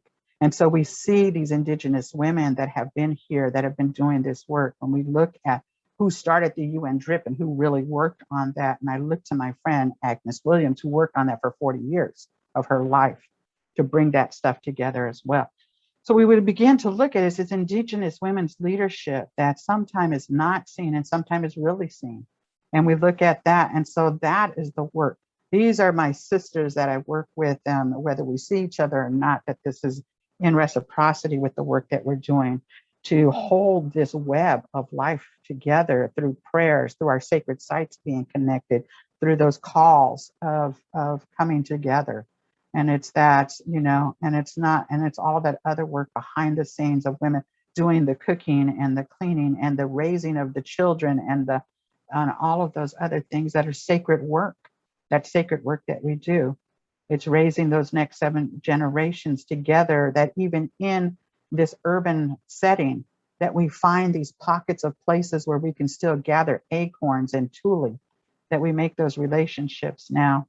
And so that's what brought me here. It's just my ancestors brought me here. And they told me that this is what I was supposed to do. And I said yes.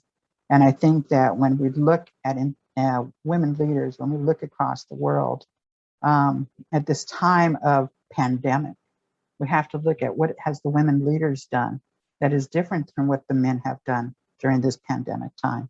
How have they taken care of their people? And how do they continue to make sure that everyone is taken care of? And I think that that's a different mindset, that we are not looking to corporations, but that we are looking to each other. When, as growing up, raising my children as a single mom, I didn't look towards corporations. I looked to other women to help me to pick them up, to make sure that there was enough diapers, to make sure there was enough food, because we always hold that connection together because we understand that and we take care of each other in that kind of a way. And so a lot of things brought me to this work, but I think saying yes to the ancestors, doing a backwards fall and asking them to catch me, and when they did, I just couldn't stop doing the work that I'm supposed to do on this earth.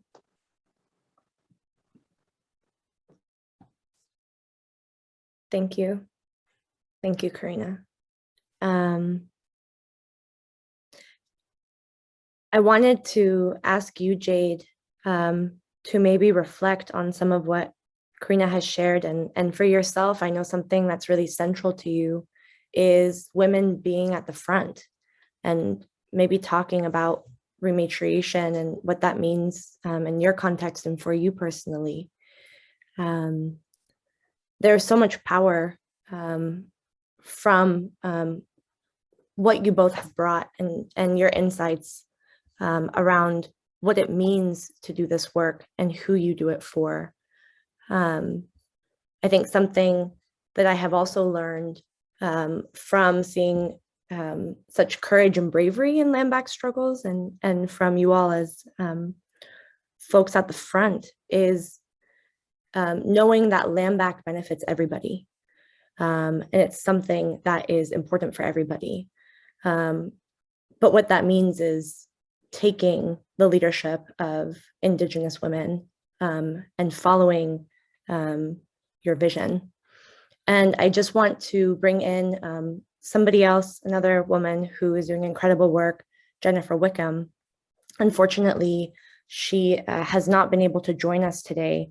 There's a lot happening in the Wet'suwet'en territories, and she is very busy fighting and struggling in a necessary battle. And so I know that Osprey, you will drop some links about what's happening there so that we can all keep tabs and send support. So we're thinking of her and of the active struggle now in Wet'suwet'en territories, and just want to hold space for that. So to re-ask the question to you, Jade, what does it mean for you to have women at the front? And what does it mean? What does rematriation mean for you? I know, Karina, you talked a lot about reciprocity. You know, that is a core tenet. It's something that you've talked a lot about and that Sogorea really focuses on. So I wanted to bring it to you, Jade, to talk from your experience and your work. Thanks, Nadia. And thank you for bringing and just acknowledging Jennifer and just, yes, sending so much love and strength and power and good prayers to all the folks holding it down in that region and with their resistance against extraction and industry. Yeah, I think there's a lot to unpack with rematriation. I really appreciated you just kind of defining it. I think that's really important in these spaces, in these webinars, and in our work as communicators, because that's half the job when you're doing advocacy or campaigning or organizing, is getting the message out. And yeah, just to underscore and highlight, to me, rematriation has been a term that I've seen used the most in this work by folks in Turtle Island. I think Indigenous peoples across the world have their different terminology and their different words for Indigenous leadership. and landback. You know, I know that landback is phrased in different places around the world. But here, yeah, we as Indigenous folks or women here have used rematriation to describe how we are restoring balance to the world. And I think there's so many ways to break this apart. I think, first of all, with focusing on balance,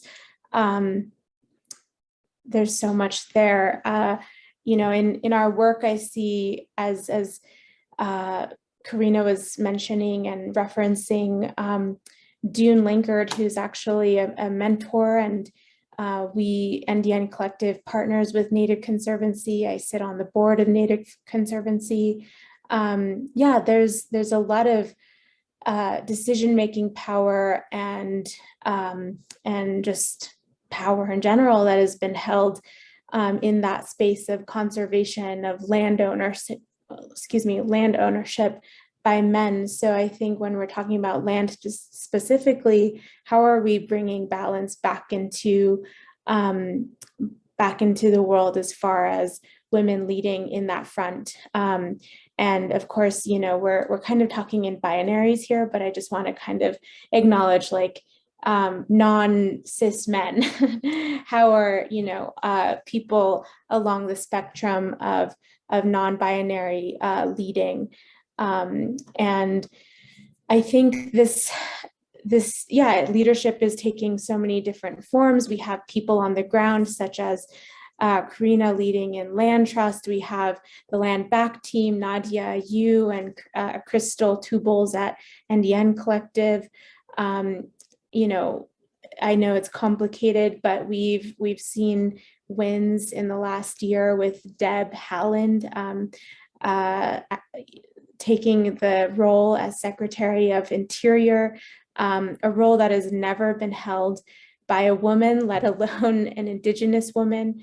So when I think about rematriation, it's definitely uplifting and amplifying and supporting Indigenous women leadership and getting our folks into those places of power, into those decision-making roles.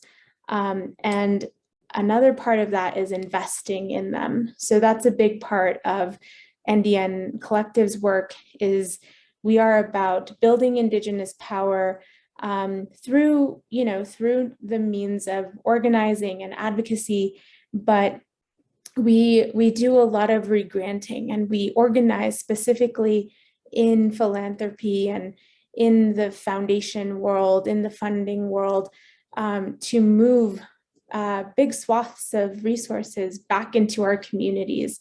Because we really do believe that when Indigenous peoples are resourced and network, they can change the world. And we're seeing that every day when we're seeing our communities and folks and individuals lead once they're able to have that seed funding or whatever it might be to get them started. And of course, you know, community and all of those other things play a big role. But yeah, we're really excited about what we're building here and how we're building that Indigenous power through investing in rematriation, investing in our Indigenous women and those leaders. I think there's also a point about another aspect of balance and rematriation, you know, this work, and specifically talking about how we do this work.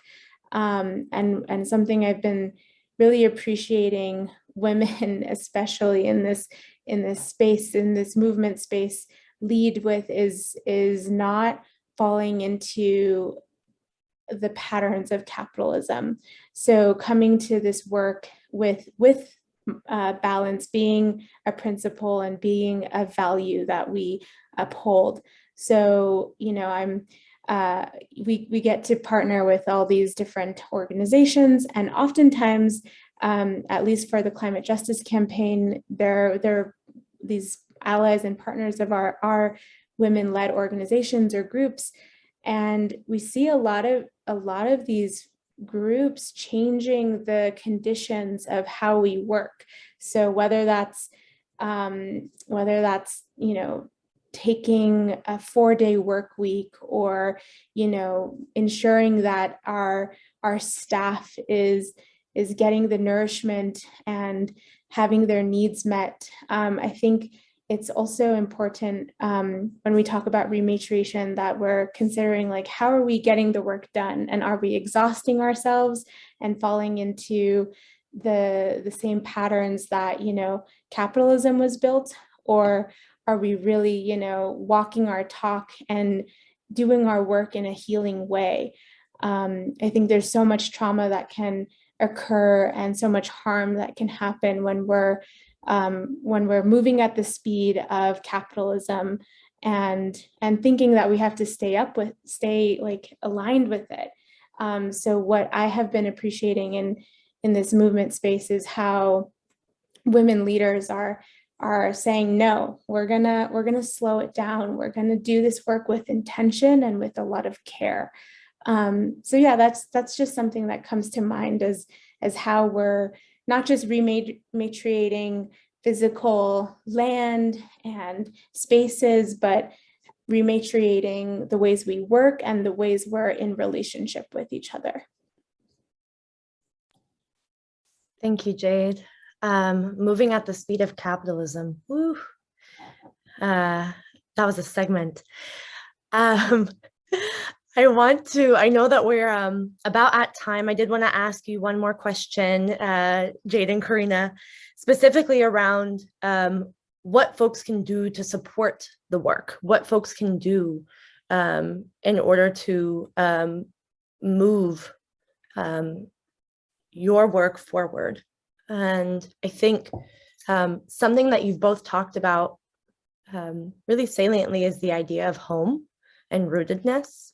I think something that you mentioned, Karina, is about responsibility and whose responsibility it is to carry this work forward, whose responsibility it is to drive the work, but to support a vision and to support the material outcomes that are going to help us to survive and thrive and live in right relation with the land and with each other, right? You talked very very passionately about how when land and when life ways are broken down, and when violence happens as something that's a very gendered experience. And I know that as somebody who comes from a community that is currently under siege and currently under 70 years of military occupation, right? War, violence is gendered. It's something that takes a long time to repair, but that cycles back to relationships.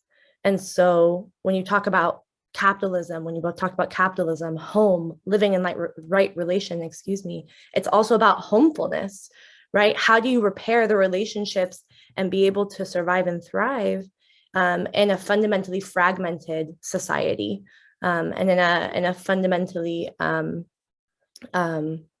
a world that also enacts daily violence against all of us, but particularly Indigenous women in this case, right? When we're talking, and particularly land, right? And so that's all to basically ask this last question of what can folks do to support the work and to support healing at the root of the problem. So Jade, I know you talk about not bringing forward climate solutions that don't consider or don't bring to the front Indigenous leadership and sovereignty, right?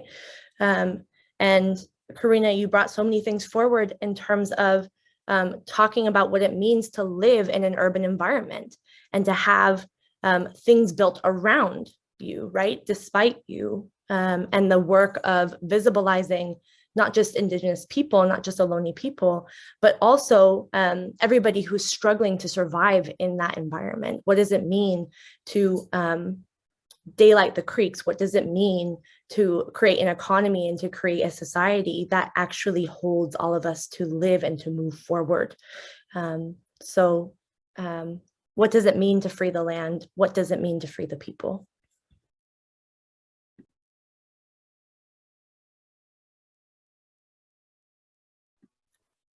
I wasn't going to leave it lightly. I know you all have amazing things to say.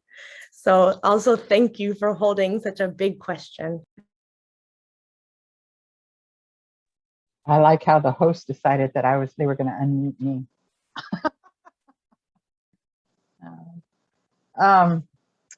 That's a big question, Nadia. I also want to say that, you know, I brought up the Indigenous leaders that I work with closely, but there are other Indigenous leaders that I work with as well that are in our hometown, right? Nadia is one of them and brings to us the stories of Palestine and what is happening there right now, and connects it to our sacred site at the West Berkeley Shell Mound, as well as my good sister Humo, who talks about Kashmir and the genocide that's happening there.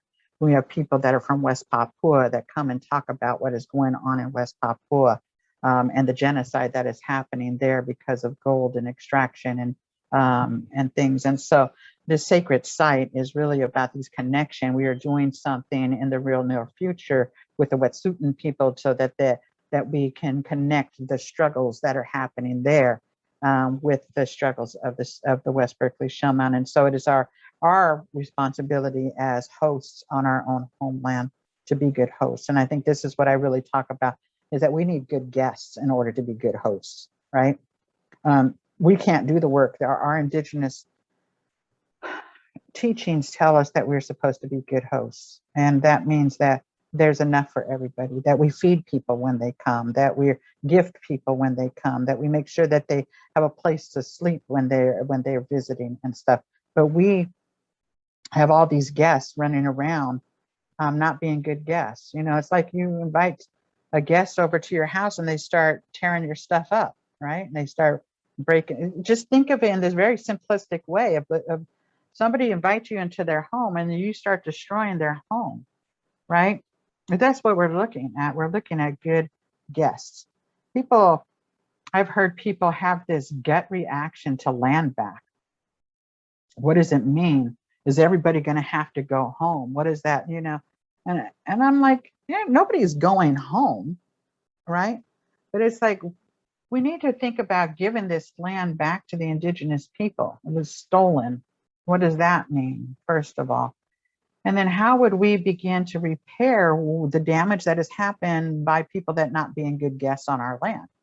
And then how is it then your responsibility to begin to clean up this stuff with us, right? So that we can have that relationship. It really is about relationality. The best way that people can do is the work that we do as Segorite. The work that the tribe does is by building relationships with people, individual people, people that have access to resources, folks that are city governments, county governments, that we begin with a conversation. We have this amazing thing that Allies and Accomplices helped us to put on our website with the blessing of the 7th Generation Fund, who created this for the Wiyot people when land was returned to them and island was returned. And so we created a land tax in our territory called Shumi. And Shumi in our language means a gift. It's a way for people that live, play, and work in our territories to give back for the work that's being done. It helps people to engage in a different kind of way of thinking about how can I begin to make a small repair. And then later on, how do I come and work on that land? And how do we begin to create a better relationship? And so it's the beginning of a relationship. We offer this gift of giving as a way of beginning as doing that repair work. I think wherever you are in Turtle Island, that you're on Indigenous land, it is your responsibility to find out who those people are. What is their language? What do they call that land that they're on? And then how do you help them? Not by coming in with ideas on how they can fix stuff, but how do you listen? How do you sit and find out how to be part of the solutions of changing this way that we live now? capitalism has to die. And that has to happen because the world is dying because of capitalism. We saw during this pandemic when our Mother Earth put us all on sit time, is what I like to call it, is that during that time that we were all sitting down, at the very beginning even, that the air began to clean itself up and we could breathe better, and that the water started to clean themselves up, and our relatives in those waterways came back to places they hadn't been for hundreds of years, that our four-legged relatives began to take back pieces of even San Francisco because the human beings sat down. And that we have to think that even though there's this really hard stuff with us, with losing so many people that we love, that there is a lesson to be learned. That when the earth is telling us she is in so much pain, that she is going to put this out for human beings, that it's our responsibility to listen to the earth, that we have to stop this extraction economy, that we have to figure out a way of coming back into reciprocity. And that we now as human beings have the technology and have the ways to come together to clean up our oceans, to stop this fracking and this drilling, to be able to live in a different kind of a way. But we have to stop with the corporations and giving them rights as human beings. We have to stop with thinking that capitalism is going to save us, because we see thousands of people living on the street, and that is not true. We have to find a different way of doing that. We have to start thinking, as Indigenous women leaders would say, to take care of our own families, to bring us back into that circle around that fire so that we can figure out who we are again.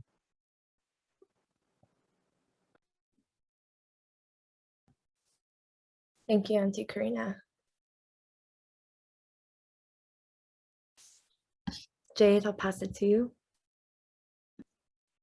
Yeah, so I'm just wanting to clarify the question. It's what can people do, and what does it mean to free the land and free the people? Is that the question, essentially? Yes, and what can people do to support the work? Great. Well, yes, Auntie Karina just kind of laid it out in such a beautiful way and dynamic way. I think just to build on that, here at Andean Collective, we believe, in addition to all the things we believe about building Indigenous power, that we have to create holistic systems approaches to these problems that we're facing today, whether it be climate change, whether it be racial inequity, systemic oppression, white supremacy. So when we work with community, and when we look at, Collective, our organization itself, it's a systems approach to how we are addressing these issues. So we're doing resourcing, we're doing grant making, we're doing advocacy, policy work, we're doing, not many people know this, we have a for-profit arm that builds with Indigenous entrepreneurs and business startup folks who are creating regenerative solutions that are rooted in their land. One of the projects we work with that's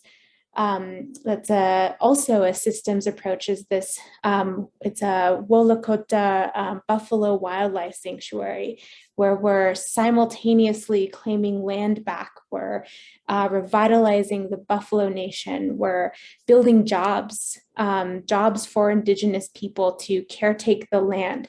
So, for us, it doesn't stop at just land back. It's how do we then manage the land, right? And build this reciprocal, regenerative economy that is working for the benefit of the land and the people. So I think supporting groups who are out there doing this type of work, we can certainly point you in the direction to a lot of them. Native Conservancy is one of them. But yeah, looking out for these holistic systems approaches, and for the organizers and for the people doing this work on the call, how can you grow? This is another like fundamental value here at NDN, is that we really lean into the value of abundance. How can we imagine our futures not from a place of scarcity, but from a place of abundance, and really think, like, how can my small grassroots group here be this bigger thing that's regenerating and creating and building like a whole system for the community, so that the whole community can thrive. I would say, and to those who are in the space of philanthropy and moving resources to these types of projects and this type of work, invest in that work, invest in these people. I'm going to make a small plug for a shameless plug for a book that we just produced. I just dropped the link in the chat. This book, the Climate Justice Campaign, just launched this past week during Climate Week, and it has a lot of these answers in it. So I know an hour is not enough time to really get into it. Probably, not even like a full day would be enough. So here's a book that includes so many people who were on this webinar throughout the day. They're in this book. Landback team from NDN Collective has an article here. It has a bunch of calls to action, I suppose, within the pages of it. So I really urge folks to use this material. It's called Required Reading, and we were very strategic with that. It's important that people read this document. And we're talking about rematriation, we're talking about leadership, building power, shifting power.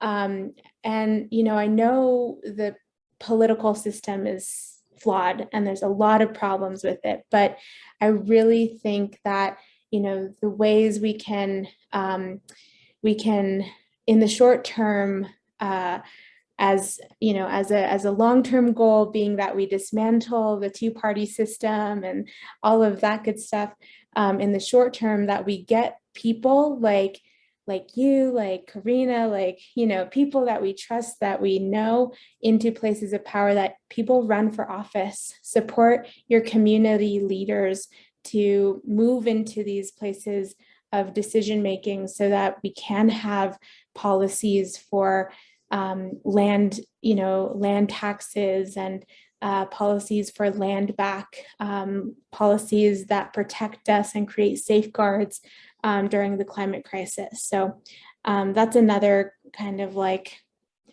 what can we do? How can we take action? There's a lot of work to do in that world, in that field. But I think, if we have our grassroots leaders in these places, it'll be incremental changes, but they'll add up to a lot. Thank you so much, Jade. And yes, big congratulations on the book. I know it was a lot of work. Thank you all for sticking with us for a little bit longer. Thank you to you, Auntie Karina. Thank you, Jade. And thank you so much to WECAN for hosting us and for putting on this amazing program. I wanted to just end with some wisdoms from my grandmother who helped raise me. Her name was Teta Hanine Hanhan. She is buried in Colma, in Rematriating territory.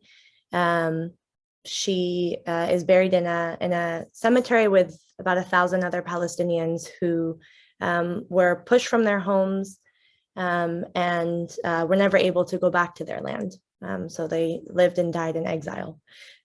Something that she offered me were lots of stories of home. She was somebody who used to sit in our back steps in San Francisco and look out on the hills. And she would say to me, I'd say like, what do you want, Teta? And she'd say, I don't want things. I just want to go home, and she's definitely somebody who is at the root and the center of my fight, a woman who raised many, many children, who lived and raised us all through 3 wars, and who raised us in a country, in a place that is built, as we know, on violence, and yet found so much solidarity in the other immigrant women who lived in our neighborhood. And very much like what you were saying, Auntie Karina, really relying on one another to live and to survive.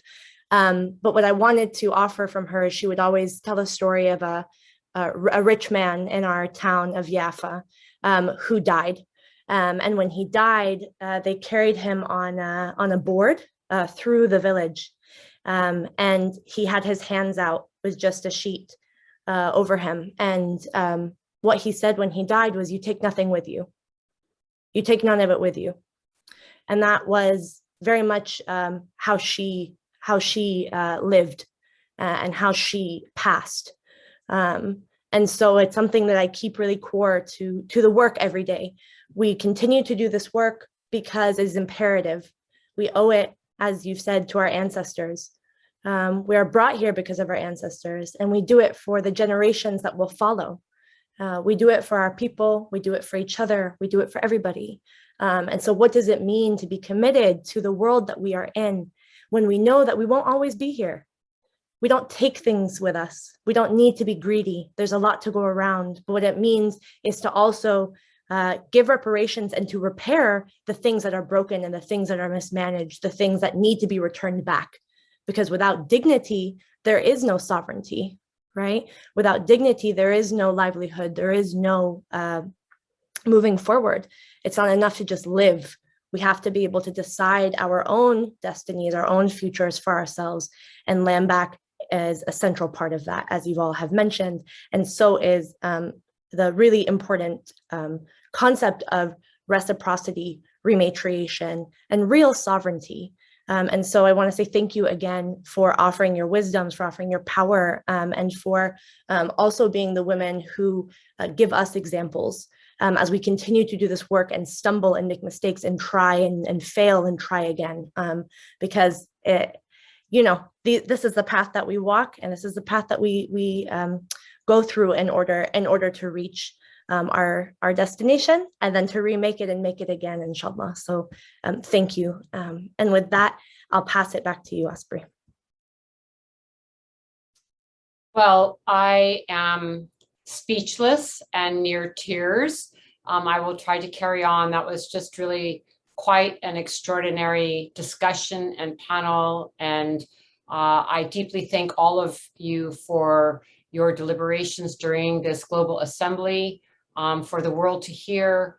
This was enormously important and inspirational. And I want to thank you, Nadia, for your extraordinary moderation and comments. And to you, Karina, and to you, Jade, you are our leaders and really guiding us through what this whole idea of rematriation and landback means as you create it and go forward. We've been very honored to be in session with Karina, with some other wonderful Indigenous leaders we know in the Gulf South, to learn from her about the land trust in detail, and the example of really the pathfinding that you're doing, Karina, is really extraordinary in every which way. So I really want to encourage people to follow the work. We've been putting all of your links into the chat. And I'm over here in Coast Miwok territories, just over the waters from Karina, but I feel your leadership. We follow your leadership as really the matriarch of these lands. So I deeply thank you for taking time with us. And Jade, you've just done incredible work. And as Jade was talking about also many layers, but some of you might not know that she also holds a position in the Biden administration with the climate justice work there, and this encouragement to take, to support land back, but also like take power back, just take it all back. If I had my way tomorrow, I would just ask for Indigenous women leaders of this land, just please take it all back and lead, and we would be in a much better position than we are now. So, you know, in all arenas, in the broadest sense of land back and rematriation, and to you, Nadia, and your people's incredible struggle and fight, we stand in solidarity with you, and all the beautiful ways that you have survived in incredible atrocities. And it's true for all of the women who spoke on this panel to be able to carry on with such good spirit, such good vision, such good heart in the midst of egregious rights violations and violence is a testimony to your strength as healers, as warrioresses, as leaders. And I just share huge solidarity with all of you and my love, and to know that we always stand by you. We will continue to collaborate and hope that others who are joining us will do so also. So thank you for this precious time. And we're going to go ahead and close our day. Blessings and love to you all. Thank you. And with that, I want to thank everyone, all of our participants and attendees, for joining us today for the 5th of 6 days of the Global Women's Assembly for Climate Justice. Please be welcome to participate with us tomorrow for our final day. Amazing, we've been through 5 days. We have one more day, which we're really excited about.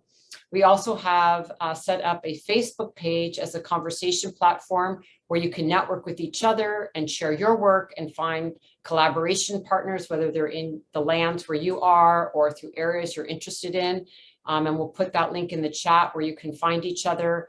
You know, the whole idea of this assembly over this period of time is so that we can network together, we can collaborate, because we know we are stronger together and that we need each other.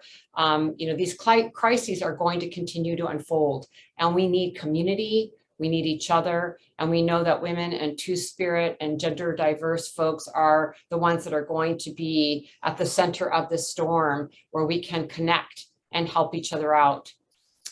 You can also sign the call to action that I mentioned earlier that has now been delivered to governments and banks and asset management firms and insurance companies around the world, and that we will also be bringing to COP26 in Glasgow, this powerful call to action that has all the topics we've been talking about, from land back to rights of nature, to feminist climate policies, to forest protection and forest protection of oceans. So please take a look at it. You're welcome to sign it and be able to have your voice shared in this important talk in Glasgow and beyond, because it's an agenda that we go on and on for our survival and our prayer for future generations.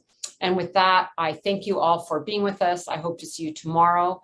And we're going to go ahead and close with some music so we can keep the chat open and let you continue a few more closing comments while we hear some music to close our day. Thank you, everyone, and sending much love to everyone. Thank you.